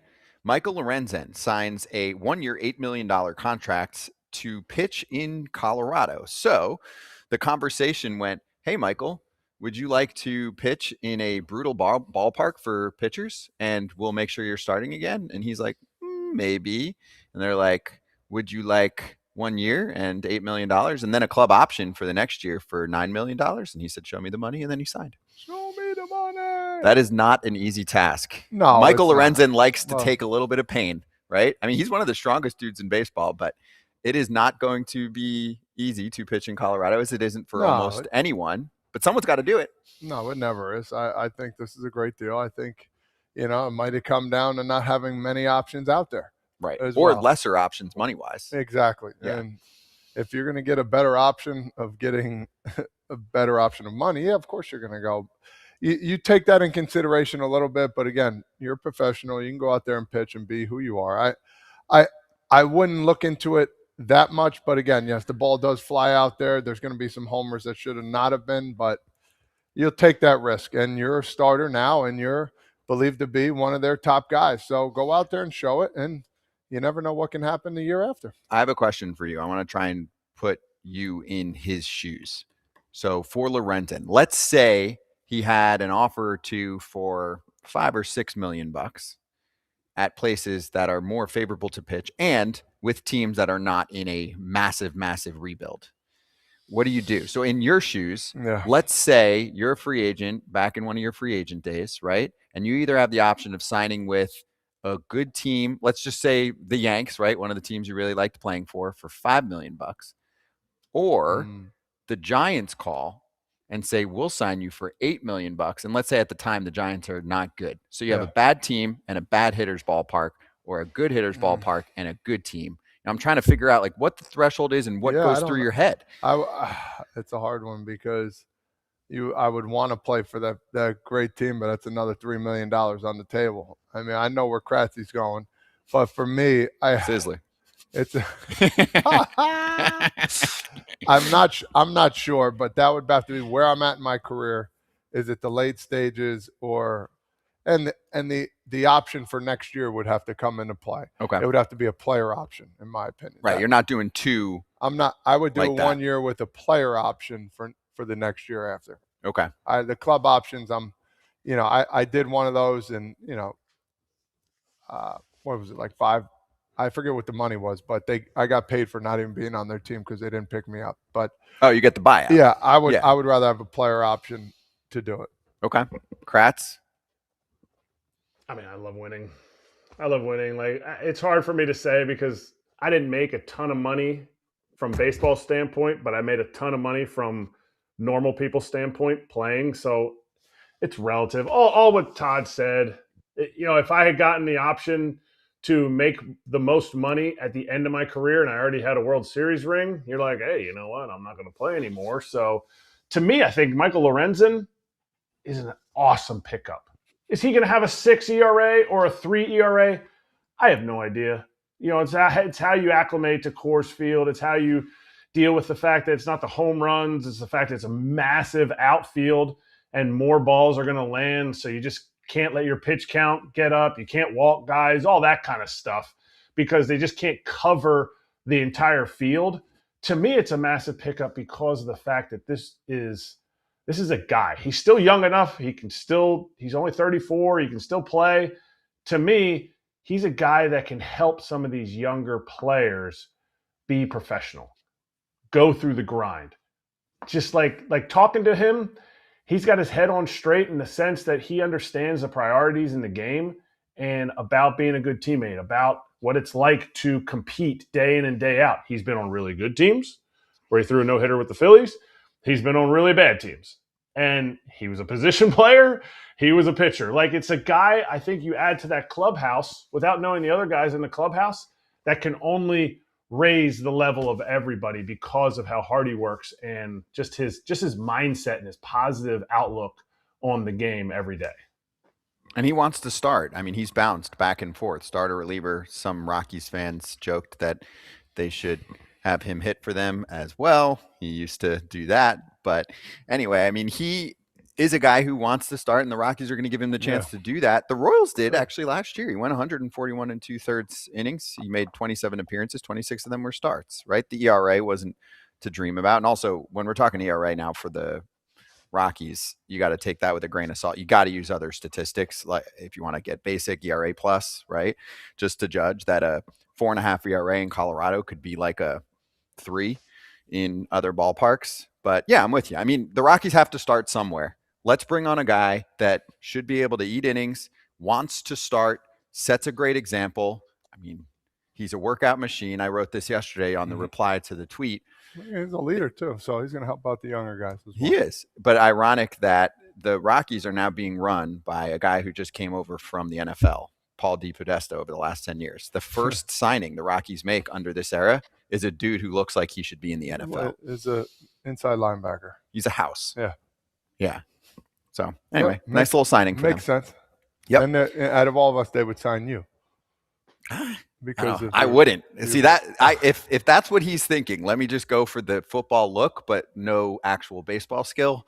Rockies fans, let's talk. We have a lot of time left to get back to winning ways. If we're just going off looks and physicality and all of that, but I appreciate it, Top Father. But sure. I will say, I mean, we'll see how this shakes out. They've got a guy in place now running the front office that is a super, super numbers analytical guy, right? And you can love or hate where the game has gone. Whatever has been going on in Colorado has not been working. Yeah. So maybe this guy brings something totally different to the table. Okay. It almost feels, don't you feel like Colorado, it has to be somewhat of a lab, like a science experiment because of how different it is out there to play? It has, and if you do well, that's really good for your case, for your lab experiment. Yeah, no doubt. That's a good call. So a lot of front offices a lot of front office members, right? Like an assistant GM, we're thinking about this job. I mean, some guys got calls and said no because of some other factors in play. But for some guys like Paul DePodesta, it's been a dream to be a part of a team like this, because if you can crack the code in Colorado, it's like final boss in a video game, like a really tough code to crack. Beating Mike Tyson at the end. Or Mike in his prime. Yeah. Yeah. So right when he was chomping ears. On the video game. Mm-hmm. That's what I was trying to say. Kratz? Is it like, were you saying if you crack the code for pitching, or if you just crack the code for anything? Everything. Because, I mean, even hitting wise, like, sure. Yeah, I mean, they had their days where guys were bashing baseballs, but guys always say, like, they see pitches one way and then they're on the road and then the pitch doesn't break the same. It's so different in Colorado versus everywhere else. Am I wrong? But there's always hate. Any hitters, the hate is just so associated with playing in Colorado. Everything talked about Nolan Arenado. Look what happens when he leaves Colorado. He went to St. Louis, and now look what he is. Like, I think where if you want to make your legendary status, if you want to make a mark, it's the pitching. It's the pitching. What is it? There's something there that you can absolutely corner the market, and you can make it so that when teams go in there, we got to face this because they always do this when we're in Colorado. It's going to be tough. Somebody's going to have to probably lose their job before they come up with the actual answer, but you can't just keep, well, you know what? We're doing everything that all the other organizations are doing, so we're just going to keep doing that exact same thing. Like, they have to do something a little bit different that pushes them over the top, because the teams that they've had, really good teams, they've had guys that have had career years pitching. Tyler Anderson had a ridiculous year. He carried that team, plus their lineup banged. So you have to have that in place to be able to have the success. We'll see what they do. We will see. This is their first signing of the offseason, first signing of the new regime. Let's get to some other money numbers just quickly, because we'll learn about a lot of them after the show. The arbitration settlement frenzy has begun. Basically, today is the deadline, and if not, you go to arbitration, right? So, or figures are being exchanged. I guess you can still settle, but figures get exchanged here. So then you go to arbitration, and right now, you'll see tons of news pop up from insiders reporting on how Ryan Mountcastle and the Orioles settled on $6.787 million. Ernie Clement avoids ARB, $4.6 million. The ones at the top this year are Randy Arozarena and Tarek Skubal. It's not based just on who the best players are. It's based on their track record leading up to this point, and most importantly, how close they are to free agency. So Randy and Tarek are both free agents after next year. We talked about this on Fair Territory. It's actually kind of crazy. Tarek will get more than Randy, but they're pretty close. And you look and you're like, is that right? Last year of ARB, the back-to-back Cy Young winner, is only going to pull like 18, 19 mil. It seems like he should be getting paid a little bit more in his last year at ARB, or at least getting paid a lot more than Randy is. Randy's a really nice player, but the fact that those two, according to this current system, are making a similar amount is a little nuts. Randy settled already at about 15.5, and it seems like Scooble's going to end up in like the maybe 19 mil range. So those two are pretty close, and we're going to get into it more tomorrow. There's actually an article out that I want to cover tomorrow about arbitration, how MLB wants to kill it. But any thoughts here? I mean, did you guys go through this at all where you did the number exchange thing? Oh yeah. Yeah, it's fun, right? It's fun. It came down to the last 5 minutes for me the one time. And then you settled? With the White Sox, yeah. I did what did I do? I did the first year the first 2 years, we did a 2-year deal of arbitration for a total of 12. Okay. It was like I think it was 4 and 8. I don't know the exact numbers. I'm like, oh, this is great. You know, I got 2 years. I'm going to make $12 million. I'm set. It's pretty cool. And then my third year, they started off really low. And then I told my agent, I said, screw it, go high. So we went really high, and then we met exactly where we wanted to be. Like, it's just so stupid. Like, why do you have to nickel and dime back and forth? Why can't we give you the number where it's supposed to be instead of taking 2 months to figure out? And then my agent goes, we're at 12 million. We got 5 minutes left. What do you want to do? I said, okay. So I made another 12 million there. So all good. So you guys got what you wanted in the end, Yeah. but you had to battle to the finish line. Yeah, pretty much. I mean, it was, more or less. It is but it was just so stupid. It's so dumb. I'll tell you why, Todd. Because you're a man of integrity and you have one career. They're coming to it as we're going to have 9 more Todd Fraziers in the next 50 years.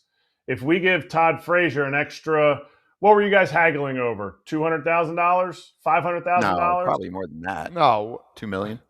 I think we started at they started at 6 and we started at 18. We something bogus. No, it was you got 8. Not that far. I promise you on anything I love, they started out really low, or 8 or something. They have to go above that last number. Yeah, whatever. It So was if like your 8. last number was 8, they probably just stayed around there. I said, let's go. They said, what do you want to go? I said, let's go 18 or 20. Screw them. You know what I mean? Listen, in my eyes, I didn't care. But also, this is an interesting strategy. I mean, usually nowadays it's gotten so number oriented that the numbers are closer. But the way arbitration works is that if you go to your case, you present your number, they present their number. It could be any number they wanted. But not even the one they started out with. But no, they don't end up at the middle unless you guys settle. So the arbitration panel either says Todd's 18 or he's 8. Yeah, or they can go in and put 4 if they wanted to in the arbitration. They can, but I'm saying they wouldn't win that one. But if you go to the right, so if they did that, they'd be stupid. The panel would go, 4 doesn't make sense. We got to go 18, even though it's too high. That's the risk that some teams and players would take. Exactly. So, whatever. Yeah, but they know that there's going to be 9 more Todd Fraziers, and if they can cut you down by $200,000 out of $12 million, that's crazy. And I'll tell you. Go ahead. No, just over 9 players. Yeah. That gets up to close to $2 million that they're saving in the long term, and that's how they're looking at it. Sure, like they put they have this one guy, I forget his name, and they always put him on the highest number arbitration guy they do each year for the White Sox, and I was the guy. So they put this one guy to work tireless for a couple months to figure out and nickel and dime and get the least amount of money, out of me. Their job is to basically go to baseball court and say, this guy sucks. How bad he is, right? They'll be like, yo, I know that he in Little League, he was this legend, but he only went 9 for 10 in this 2-game series. Where was the other I would have went too. I would have been in there. I would have loved that. You would have loved it. My agent said no, but I was ready. Oh man, I see. I would pay to watch this dude tell you how bad you are. Oh, it would have been great. Good. It would have been great. That's good theater. I held that grudge for a while. I want to do it.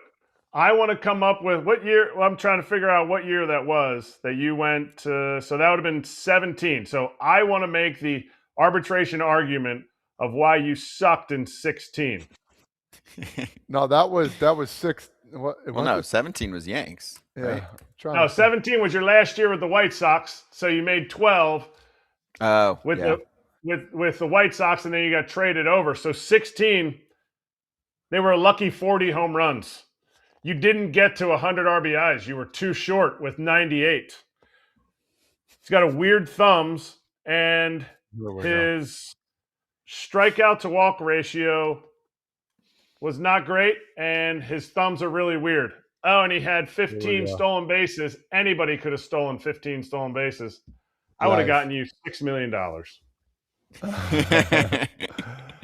Either way, it's all good. But They would have said his thumbs project to a 5% home run rate decline over this season, and Yes. that's why he's not worth that much. Whatever. I mean, some of these cases are crazy. We've talked Fun about it in the times. past. There was the one with Corbin Burns, I think, against Milwaukee, and that's when he used to come on the show often. And they said how the Brewers didn't make the Yeah. playoffs because Corbin had like 2 bad starts out of 30 or something. Mhm. It's like that one to me is kind of a joke. I'm like, how is that even an argument? yeah, So he's amazing in 28 of 30 starts, which makes him a number one. so And you're saying he crazy. didn't make the playoffs because he wasn't perfect? I don't know. Crazy. But that's the kind of stuff. It's real. It feels very old school, the whole system. But we can talk more about it tomorrow, too, once we get all of the final numbers coming through. We want to shout out our members only content that we have put together pretty hardcore over the last month or so. So it is $5 a month to be a member. You get the emojis, the live chat preferences, and then members only content. We still are delivering 99.9% of everything we do free, breaking down news, all that. If you want like a little more intimacy with some of the player stories and look backs on things, we've taken it much more seriously due to requests from many people saying, hey, I would love to see more of the members only content. I want to support FT, but I want to get a little more bang for my buck. So boom, there you go. We've got 13 of them and growing. There's one coming out with Kevin Pillar breaking down some of the best catches of his career. So you get some of those inside stories, some of which we mix into the show, but we've devoted special time to that. And we've seen many of the members pop up even here in January. So just a little love. We appreciate you, and we want to make sure you're getting your money's worth. Some of you saying, hey, we're watching you guys every day. We want to throw a little bit your way. We want to throw as much back to you as well. Let's hit some fun comments from yesterday. Yeah, that's what he said. That's what he said. That's what he said. That's what he said.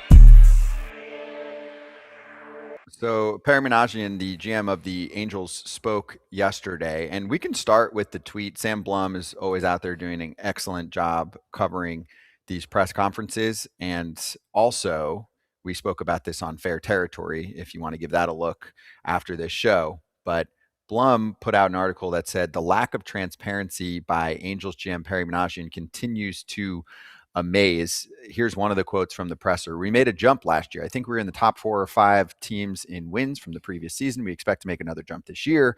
Blum pointed out how the team won 63 games and then in 24 and then 72 games in 25. I guess if you keep making that jump, you'll make the playoffs maybe in a year or two, but that's not usually how it works. This revolved around them asking to learn more details about the Anthony Rendon situation, and Perry really was not getting into it. And then Sam is questioning if the team is actually going to spend the money they saved. In fairness, they are one of those teams that we talked about yesterday that is dealing with the TV money conundrum, and they don't know how much money they're going to get from local TV revenue coming into this year. And that is music to the ears of an owner that can say, hey, I can't spend now because I don't know how much money I'm making. But the main point here that I actually pointed out, Kratz and Dork of the Week, was how Perry's been in the game for a long time. I mean, he was a clubby. His family's been in the game. He's a really nice guy. He's a great combo.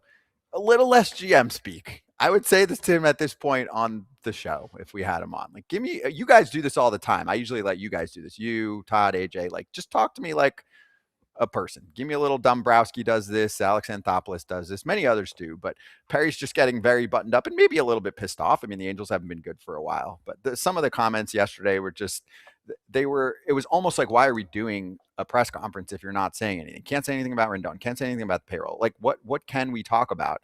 And of course, he had the incident a couple months ago trying to defend their lack of air conditioning in the weight room. And it turned into an Abbott and Costello back and forth. Look that up, kids, if you don't know what it is. So anyway, Erik, I think we've reached the point where we got to call out Perry and be like, Perry, a little too much quarter zip talk. I think it probably goes to the fact that he gets pressure from the ownership. You think ownership's just like, hey, man, handle handle the Tyler Skaggs, Anthony Rendon, air conditioning, handle all of our issues however you want to. No. I think when he came over, I think Perry did a good job of understanding that he was kind of a marionette, that I think he was kind of pushing in directions with all these scandals and issues, and the fact that now he's been there and he's seen the fact that there is just a lack of infrastructure throughout the organization. He's probably getting annoyed with Sam Blum just being like, hey, like, what? Give us an answer to this. And he's like, you know what?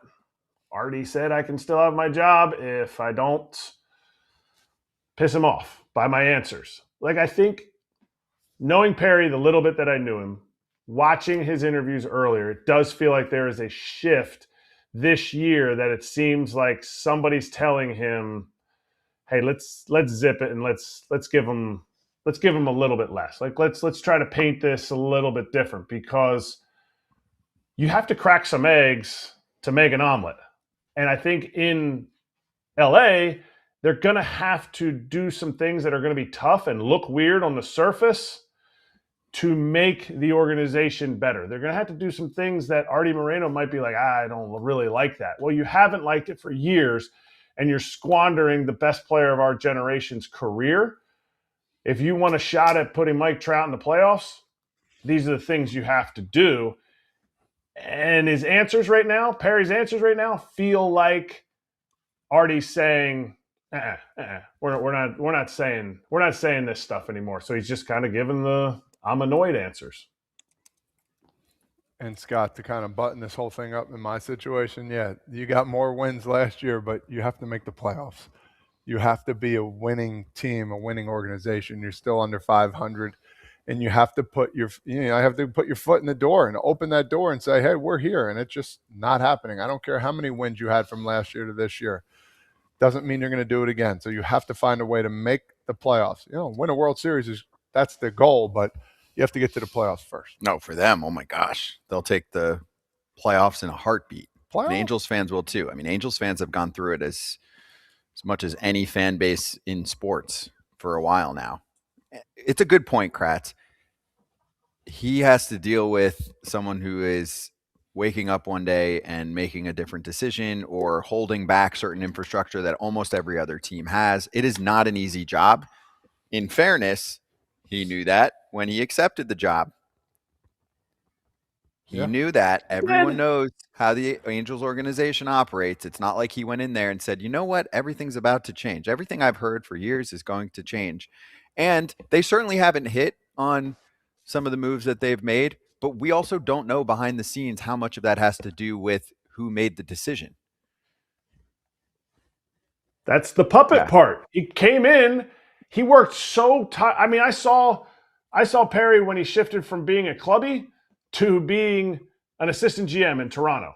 Like, you're grinding through it. Anybody that's ever grinded through working your way up the ladder, he got to that GM role and he's like, I am doing this. I worked so hard to get here. I am doing it. And now, maybe I'm just speculating, but you have to go in and you have to make changes. And even if I got that job, I would know what it is, but I would also say, yeah, I'm going in to make changes. You can't go in and be like, this place is hopeless. I'm just biding my time for 5 years. Thanks for the job. It ain't easy, but from a fan perspective, they just want a little more, I don't even want to say transparency, just like less connectiveness. Not coach speak, GM speak. Yeah, just give me a little bit. Be real.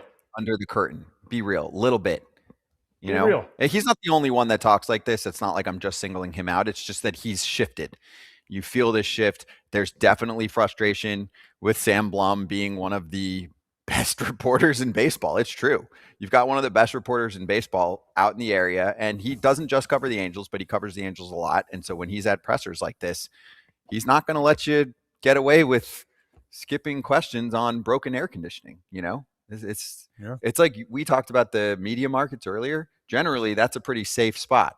but there are some really strong reporters covering that team, and Sam Blum is one of them. So he's going to ask those questions, and it can get a little bit frustrating. While we have a moment, I do want to plug Pinstripe Territory. Yesterday's episode had Ken Rosenthal making a little appearance with Derek Lewandowski, and we have a clip. I'm not exactly sure, but it's just the nature of the baseball calendar. There are no signing deadlines. There are no trade deadlines in the winter, and teams and agents stare each other down. Teams and other teams stare each other down and wait for the best possible deals, and we get these endless delays. That's Derek asking Ken why it's been slow. And John Heyman reported that the Yankees weren't close on Edward Cabrera. So I guess the Cubs beat them. And Casey's a pretty big deal prospect to headline a package, and the Yankees weren't able to match that. The Yankees probably would have had to throw a Spencer Jones or a Jason Dominguez out to the Marlins to be able to match that. I'd probably said no to that. Yeah. Yep. So they move on. They try for Freddie Peralta. I mean, if a Scooble name comes up, I mean, that's a different story. Well, then I would trade both of those guys for Scooble. I would have to agree. Right? I think I would. Yeah. Best pitcher in baseball, give you a chance to win a World Series for a year. No Yanks doubt. haven't won in a minute, right? Mm-hmm. Agreed. There's a line. You're not going to give up 10 dudes, but those two for that pitcher, worth it. I said that about what's his name from the Red Sox, the lefty. I'm just drawing. Crochet. Yeah, I said that. I give up the kitchen sink, and they all crushed me on that. And guess what? yeah. They gave up most of them. They gave up a lot, and guess what? They love him. They do. He's one of the best pitchers in baseball. I'm with you. We're about to get to – he's ready. We're about to get to our next guest who actually just signed a contract, and here he is. Hunter Harvey joining us right now, fresh off signing a contract with the Chicago Cubs, part of a bullpen that's actually really been rebuilt with a number of signings this offseason. Hunter, great to have you on the show. Thanks for the time, man. Congrats on the deal. Tell us how it went down. Thank you. I appreciate you having me. It was definitely a different process for me. I'm used to just doing the arbitration stuff and all that. So having all the teams reach out, it was definitely different, but it was fun. It was exciting. Wait, you said all the teams? I love to hear that. Have all the teams. We had a couple. Not all of them. We had a few. We had a couple though. We had a couple.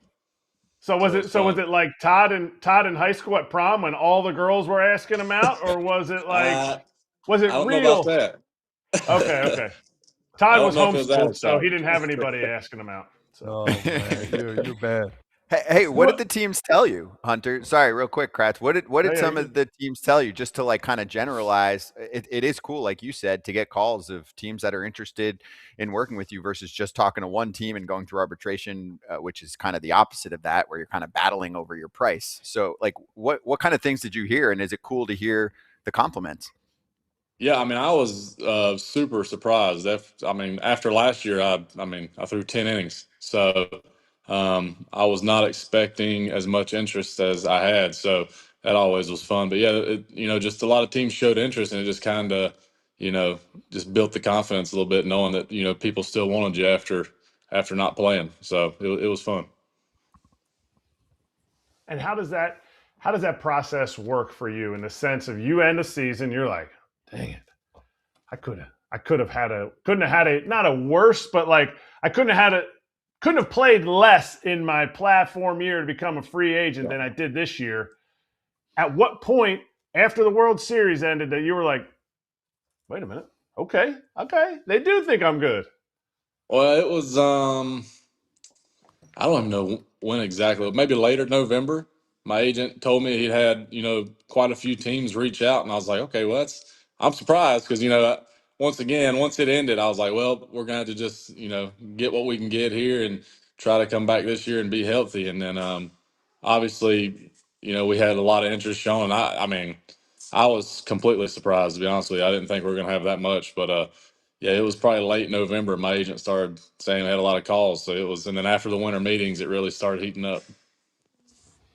Let me ask you this. You were throwing 96 in 2022, and then eventually you hit 98 the year after. We see these stories all the time where guys all of a sudden develop faster fastballs and velocity. And I'm just curious, is like what were the steps to make that faster? Was there anything you did, or just you going out there and all of a sudden I'm throwing 98 now. Watch out, average wise. I used to start, and I didn't throw as hard as a starter. I remember the first time I threw hard, I was in Double-A, and a guy named Zach Muckenhern, he told me, because I was trying to figure out what to do down there. I'd never been in the bullpen. He said, "You grab that little white ball," and he said, "You throw it as hard as you can." And I said, "All right, well, I can give that a whirl and see what happens." And I eventually tried that, and I just all of a sudden started throwing hard. I said, I had this the whole time as a starter, and I'm out here throwing 92. I said, "This is crazy." So, yeah, it was just I didn't do anything different. I just tried to throw hard and threw harder. So it was kind of crazy. Are you into pitch metrics? And I mean, hey, you should be into it even if you're not paying too close of attention to it, because it's part of why you get a lot of phone calls like this. I mean, it's no secret. We also could just talk in normal terms. You've got stuff, right? You've got big stuff. You know that. I mean, you were a top pick a while back. So how much does that come up in a conversation when you're talking to teams during free agency or even just now, right? Like with KC, hey, we love what you have. Of course, you got to work on making sure that you're on the field to be able to do it. But how much does that come up? Because the modern stats really help your case. Like we look and go, okay, a full season of Hunter Harvey in a bullpen could mean basically a high leverage reliever closer type. Yeah, I don't think many of the meetings I had we talked about stuff as much as I think obviously the battle is keeping me on the field. So I think everybody it's trying to give me ways to keep me healthy, and the Cubs kind of stood out for me when I had my meeting with them, because I'm gonna be honest, I didn't think I was ever going to end up in Chicago. I'm not big on living in the city, and they kind of won me over, so it was nice. How are they going to keep you on the field? I want to hear this stuff, because that's what we just talked about earlier. Holy grail. Yeah, I don't know yet. I know I've been talking a lot with Tyler Zombro, and he's he's a really good mind. I mean he's already thrown a lot of good stuff at me just from pregame routine. All my routine, he wants to add some stuff, and then I told him anything you got, hey, I'll give it a whirl at least. I mean the worst case is we don't like it, so I mean we'll try whatever we can do to stay healthy. So we'll see. I'm not sure what all they got lined up for me, but I'm excited. That was going to be my next question. How far will you go to stay healthy? Because honestly, all that stuff, if you believe it, it will work. If you don't, people are like, I played with a guy, Chris Buchek. He would ice his arm before the game, and he was our closer. And by the 9th inning, he was like, my arm felt great. He said, so I iced my arm before every game. I'm like, dude, that's crazy. Obviously, you're not going to do anything like that. But do you believe this stuff that Zombro was telling you? Because if you do, to me, I think that's where you take the next step, and you're out there for 60 appearances. Yeah, hey, I told him, he actually came up and watched me throw a bullpen yesterday, and I told him, I said, after meeting with you, I said, y'all jumped way up my list. I said, I wanted to work with you. I wanted to work with everybody y'all have in Chicago, because I just felt like it was going to be a really good opportunity for me to just maximize everything and stay healthy. So, I don't know if, maybe it's just the way he said things. I don't know, but he won me over pretty quick. All right, talk about living in the city, because obviously everybody can listen on this is podcast and video, but for everybody who's on the podcast, we got it's not a real tree. We got a hunting hat. We got some camo on. Just like the accent they can hear. You're not from Chicago. I'm not going to go from there. Everyone else can make their own judgments based on everything. But what is that? How are you going to navigate that? Because you played in Kansas City, correct? Baltimore. Yeah.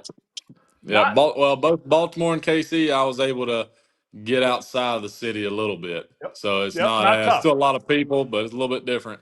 Obviously, in DC, we didn't get out of it. We stayed right outside the stadium. So we just had to grind through it for a couple of years. But it's the same thing here.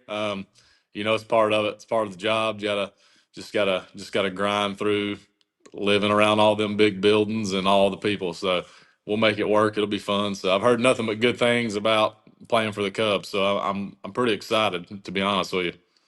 But there's always a place. I mean, in DC, I used to live in Virginia.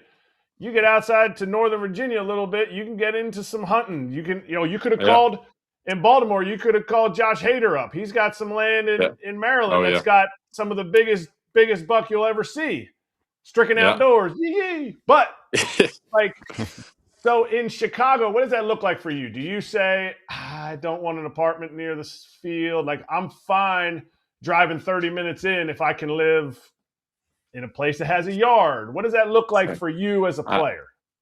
I'm fine driving in. Now, my wife and the 2 kids, I don't know if she wants to drive in every day. So more than likely, we're going to end up being right beside the stadium, just like we were in D.C. So she likes being in the country as well, but she ain't too big on traffic. So we're going to stay close where she can get to the field easy, probably. They have a ton of nice apartments, like walking distance to Wrigley. And if you're going to be there for a season, and then of course you'll hit free agency again after that, that's what I recommend. Right. The DC actually built that up a ton. I mean, I remember going there 10, 15 years ago and there was like nothing. And now, I mean, there's probably 20 apartment buildings all around that area. And you see most of the players just walking to the park. I mean, that's the dream for during the season because you maximize the time at home, right? Yeah, it made it real easy there, especially I think our airport in D.C. was like an hour away. So if we were coming back from the West Coast, we're getting in at freaking 4 and 5 in the morning. Like, I don't really want to drive anywhere. I walk 2 minutes and I was in bed. So that made it easy. I like it. Hey, can you give us more of a glimpse of your story? I mean, you know, we got a little time, but I think it's important. There's so many young pitchers that listen to our show. We got a lot of college kids and even before that who will listen and say, okay, Hunter Harvey, good story. We have a lot of the guys on who will say, hey, I came out of nowhere. You're a 2013 first round pick, but it's not like everything came easy for you. So can you kind of describe some of the highs and lows of what's gotten you to this point? Yeah, it's been a journey. That's a fact. Obviously, coming up with Baltimore, I had a lot of injuries there. It felt like everything I did, I hurt something. So that was a grind. The crazy thing is, I think it was I popped my shoulder out of place in 2018. I just in the dugout, line driving there. I jumped out of the way, popped my shoulder out, pretty much ended my season. And then I remember telling my dad that also. I was like, I think I'm just gonna be done. Like, I don't even want to. I'm tired of it. You know, I don't really want to do this anymore. I'm hurt every 2 months. Like, I think I'm just done. And he told me that offseason. He's like, hey, just give it another year or two. Just see what happens. He's like, we're close. He's like, just keep trying. I was like, all right, I'll give it a whirl. And then obviously the next year, I ended up getting moved to the bullpen. I got moved to the bullpen, and it, just changed my career. I went from my velo jumped. I was in the big leagues a month and a half after going to the bullpen. Like, it just, and obviously just from there, I hadn't really looked back. I've battled injuries still, but I've been able, when I'm healthy, to pitch decent enough to stay in the big leagues. And that's just that's probably been the highlight is, just going to the bullpen just completely turned my career around for me, really. Let me ask you this. All of a sudden, your dad doesn't tell you that, and you're like, boom, I'm done with baseball. What would be your next step? I mean, do you have anything in mind, or was it just like, I'm done? I got no clue. We'd have figured something out. I'd have started a land clearing business. We'd have done something here at home. I'd have figured it out. We've been working outside for sure, but I got no clue. Truck driver or no? I don't know about truck driving. All right. Just put it out there. You look like I don't know about he's an outdoorsman now. I know, but he can stop wherever he wants, and then that looks like good hunting right there. You know what I mean? Yeah, it worked out. I'm just glad he told me to try it another year or two, because it ended up working out real good, and we didn't have to get another job, so it worked out. Give him a big hug every time you see him. Yeah. Oh yeah. Well, he doesn't let me live it down. So. What about a playoff team? All right, you had all these teams calling. The fact that the Cubs were in the playoffs last year, you saw the Royals in the playoffs in 24. How much does that go into it? Especially since, you were with the O's, then you were with the Nats. How much does that go into it? Or is that something that you're kind of like, well, I'll experience it when I experience it? I mean, that was, for me, it was pretty high up on my list on stuff I was looking for. Obviously, I needed to be somewhere it was a good opportunity, but, I didn't want to go somewhere where I knew for a fact I was going to get traded in, 4 months. I wanted to be somewhere that we were winning. because I mean, we made the best of each season in Baltimore and in DC. We had a good group of guys, so we just tried to enjoy it as much as we could. But obviously, when I got traded to KC and they were winning, and then we got to go to the playoffs and experience that, there's nothing like it. Like that was a blast. And then even last year, we were around 500, but it was just exciting all year. We were in the push the whole time. Like, it's fun. It's way more fun to go to the field knowing you got a chance to keep on going. So, I mean, when the Cubs, I mean, my couple teams I was looking at, that was one of the main things. Like I wanted to be on a good team. I luckily had enough teams that reached out. I was able to choose between a few good ones, and I just felt like opportunity wise, just all the people there, and then obviously they're good. The Cubs was just an easy choice.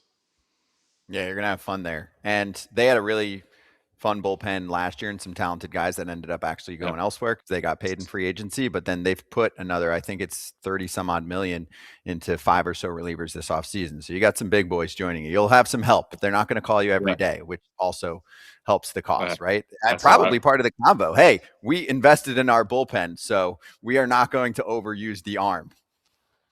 Yeah, that's part of it, though. I done told them as long as I'm out there, you can call as much as you need to. I'll be ready. I like that. I like that. All right. Question for you. I think I have this right from your Baltimore days. Mountcastle was one of your buddies there, right? You were in his wedding. Yeah. Did you see his news today? Do you send a guy a text he settled in arbitration too. So he got himself, I think, like a cool $7 million today. Yeah. I'll text him later, maybe. We're that's why that's another reason I decided just to stay in the National League. I only got to play him once. It's I think it's more luck than anything, but yeah, he's got me a few times. So and he'll let you know about him last year. I finally got him last year, and I wore him out about it. So, but yeah, the first couple of times he got me pretty good. That's good. That's good. Do you try to find a way to mimic the adrenaline rush? You've talked about the bullpen ringing, and I'm like, I have to ask this. The adrenaline rush of that phone going, I'm fine until my name's called.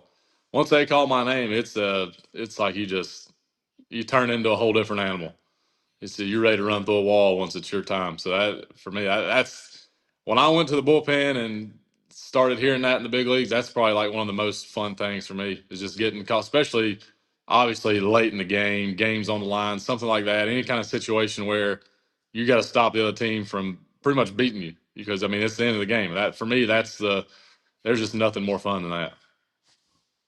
On our way out here, Hunter, can you give us a 20 to 80 grade on Kratz's bullpen phone noise? Because he loves to throw that out there. Hey, that's top tier right there. That's pretty good. Right? I like it. Yeah, that was up there. It's pretty good. Probably his best weapon. Right? Exactly. As a broadcaster, I like it. Kratzy is very good at mimicking things. He is. He's pretty solid. One day we can do the well, he played for KC, the Salvi. Do you want to say bye in Salvi, Kratz? Or I could have a whole conversation of Hunter Harvey talking to Salvador Perez at the mound. As you go and throw the baseball a little bit holler for me because, Harvey always good. Hey, man, Salvi, I don't understand any words that you're saying ever coming out of your – why are you even coming to the mound, man? I'm just going to throw the absolute snot out of the ball. My dad told me I had $1 million arm one time. Oh, my God. I told him it was $6 million, but it's okay. Oh, Lord. Yeah, really good. One funny thing about KC, when I first signed over there, our pitch comm was Salvi's calling the pitches in the pitch comm. Like his voice. And and it threw me off the first time. I had no clue. I thought I was going to throw the wrong pitch the first day I was there. So it was funny, but we figured it out. Why didn't they tell him? Fudgeballs. So it's like you don't want to be that guy, right? Because you're not the only one and you just got there, but you're like, I don't know which pitch he's saying. Got a strong first outing, it came over in his accent, and I was like, oh man, this is gonna get interesting here. But we made it through it, and it was all uphill from there. Yeah, it was good after that. Fastball, cutter ball. What? I can't. You're out there going like this. You're like, yeah, we got through it. We made it work. It ended up being good. So That's good. That's a good story. Hunter, thanks for joining us. Congrats on the deal. We'll see you in spring training too. Appreciate the time, man. Yep, thank you. I appreciate y'all having me. Same here. That's Hunter Harvey, Chicago Cubs. Be right back. All right, let's hit for the people. Just a quick segment here today. The Orioles picked up Big Christmas the other day. Did you see that? Just for the holidays to be festive. And now he's gone. I mean, we talked about how this is actually really difficult for the player, but people did have fun with it online. It's not like he moved his whole life to Baltimore just yet, or I hope he didn't, because it was only a little 2-day thing. But the Orioles announced that they did designate John Kenzie Noel for assignment. So it was an epic run. People online were like, post your best memories of Big Christmas. That's a Baltimore Oriole. So, we had some responses. A historic run from Kyle online here. Here's Kevin. Christmas does always seem to fly by quickly. Yeah, it does. It does. Well done, Yeah. Kevin. You got to have fun with life, right? I mean, I'm sure John Kenzie's got a fun personality and appreciates this. Or doesn't, Probably because he not wants to happy be on where the he is. team. Yeah. Baltimore wasn't necessarily the fit for him anyway. Yeah, I don't get it.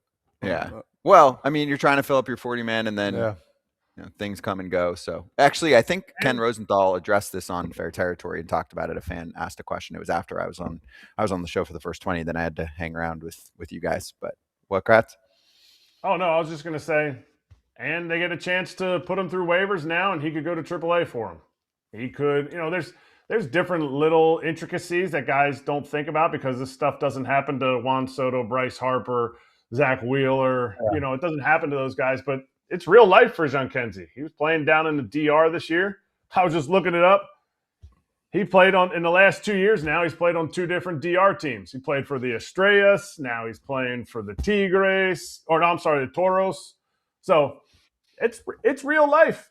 And maybe he passes through, goes to AAA, and a team from Japan calls him, and the Orioles get a little bit of cash because they sell his rights to Japan.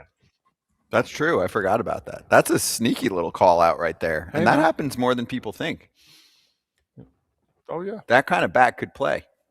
Oh, yeah. Out in the NPB. Missiles out there. And some of those fields aren't that big. No, and then sometimes they come back. Tyler Austin just came back. Was he in KBO or NPB? That was your former teammate, right, Kratz? Yeah, he was in Japan. He was in NPB. He's back? He's back with the Cubs. 1 year, With the $1 Cubs. mil. Oh, major league deal too. Major league deal. Wow, good for him. He's back.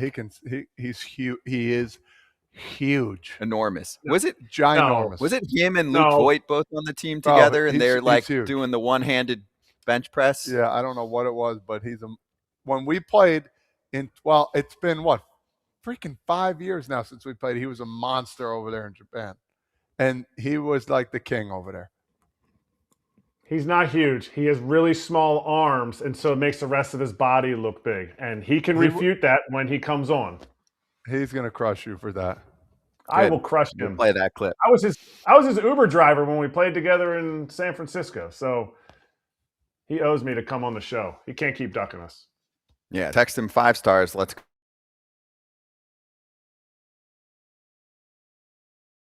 go. I thought he was giving you the cold stare. We're back. Oh, did you hear what we said when we froze? Who? No. Did you hear what we said when we? Yeah, good for you. It was breaking news, but you missed it. He wanted to know if you texted him, and if so, what did he say? Look, we'll talk about it on the show when he comes off. Snippy. Okay. He's hiding Todd said stuff. he can text him and say. I said I'll give him a text too, and we'll see who he listens to. How about that? Okay, deal. Winner buys lunch. You don't even eat. You're right. All right, so it'll be good for you if I win then. So winner buys juice. Got some water for you. Yeah, no, whatever. Canned water. Winner buys the other one a canned water. Oh, a bougie canned water. You know what I bought the other day? No, I know we're getting out of place here. Yeah. It's for the people segment. Cactus water. I've seen it. Have you ever drank it before? I have not. I just got it yesterday. I'm going to try it. I'll let you know. Code foul? I saw it on Instagram. My Let me wife know. said, I'm going to buy this for you. I said, all right, cool. Yeah, let me know. I want to. There's For supposed to real. be some benefits to it. You turn it green and everything. No, Okay. I'm kidding. I would love to turn green for a day. They're Is it great. the opposite of Oh. coconut water? Coconut water cleans you out. There Cactus we go. water stops Glad you can up. say something wise. Yep. There we go. Exactly. Hey, I will say this, since I've been working with Kratz every day, one of his top phrases is, I'll try everything twice. I'm kind of like that. We get certain things thrown our way, and I'm like, sure, Deal. I'll try it out. I got you, Kratz. I got Yeah. a couple things you could try for me. All in. All in. He is. I will say, he will try anything twice. Oh my God. All right, Leo, take it away.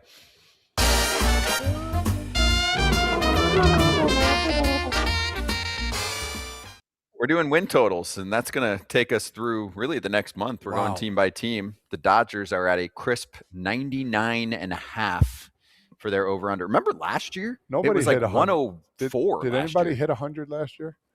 I don't think so. Anybody did. No, I don't think so. 97. 97 was the highest. By who? Milwaukee Brujas. Yes. Yeah. Oh, So- it's I think the hard. Jays- These are so hard, man. They're so hard. Dodgers were at 93 wins, but They're saying everything's Jays at everybody's 97 healthy and also. everything. Yeah. Oh, Jays well, yeah, that's the whole name of the game. How do Yeah. you think the health looks, I but am also scared of all these. the usage, right? Yeah. The Dodgers are really good at playing the marathon game of making sure that they're as close to full strength for the playoffs as possible. I think they did a really nice job of that this year, right? I mean, Yeah. Blake Snell and Tyler Glasnow, I don't know how many starts they had, but it wasn't a ton. But then I'll take it in the playoffs Yeah, if you no can get doubt. there. So do they crack 100 wins? Do you take the under? Or we've been adding this to the mix.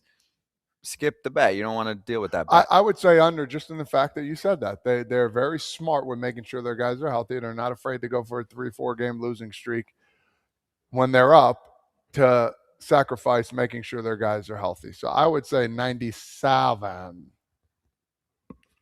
I would say under, but to me, I want to look at how good is the division actually. Because last year the Padres were making a run, and Scott Braun's like, "Here they come, Scott did. watch Scott out!" did. He And did. the He Dodgers did. just kept going. Just And like maybe his maybe that Diamondbacks the year division, before. True. and that division may not have been that good. So if the division is down a tick, can they raise that 93 wins? Can they get to 100? Yes. Will they? I don't think they care to. Unless somebody in the division pushes them to win 100. I don't think they care to win 100. I don't think that matters to them. In fact, I would guarantee it doesn't matter to them. All that matters is putting a ring on that thing. Mm-hmm. And they have one of the oldest position player groups, which is fine. There's a lot of benefit to that, but they're going to be a load management team. They are. They're trying to win back-to-back titles. I think they're going to do that with everything. Yeah. Guy gets hurt, they double the time he's sitting before he comes back if they feel like they're in a good spot. But are you I'll take as the confident as our one yesterday? Are you as confident? That's the thing. Like, I think the Dodgers can run off a 100-win season. I think they're capable of it. I'm not dropping a lot. This is not one that I feel like I want to agree. throw big units on. No, I'm agree. with you. I mean, technically, it's a skip for me just because there'll be enough else that I like on win totals. So it's a skip. But if we're playing the game over under, I will take the under on this one. And let's cue it up. It's big night. Big night. It's the Final Four. Ooh. Yeah. I mean, I even know what I'm talking about with college football since my alma mater is involved. So if you want a little boost, an odds boost token is there for you in your BetMGM account or on BetMGM.com. On any college football playoff game, you'll get a bigger payout if your bet wins. Go check out what you can do there for more details at BetMGM.com. Go Canes. We actually made a bet yesterday, Pomerantz and me.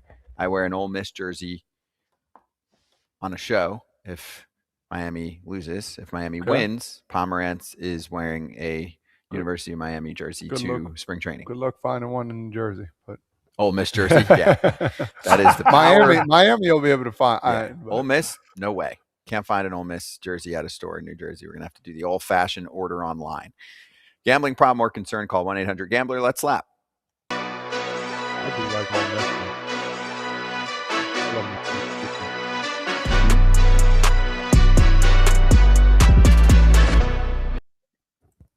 Yes, I will watch a little football tonight. I will. No doubt.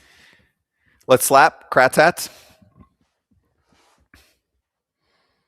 Oh, the Metropolis. I like that. I do too. It's time to get going. But I really like this hat. The orange was popping, and I love the sunglasses. Mr. Met. He might not be smiling quite as much if they don't get going. Like they got a lot of offense and closing of games to take care of here. Like I think they're a good team. I think they want to be great. Is that this year's hat too? Yeah. No, it's a spring training hat. Last year's spring training hat. Last year's. Okay. Yeah. It's a great logo. It's fun. Excuse me. It looks like a very confident Mr. Met. But Yeah. I just don't know if he should be confident yet. I also do not think that his team is done with their offseason, but there's heat on. I don't like that article. It's not Will Salmon. He's just reporting on it, but I don't like the cockiness of, hey, we feel like we're better now. We've already got a really good team on paper. I'm like, I think you got work to do. Yeah, we'll see. We shall see. Hey, that's it for the show. Frazier Friday tomorrow. Brzezinski, Frazier, me, Ken Rosenthal will be our first guest tomorrow. So if you have a question for him, join us for that. We'll see you.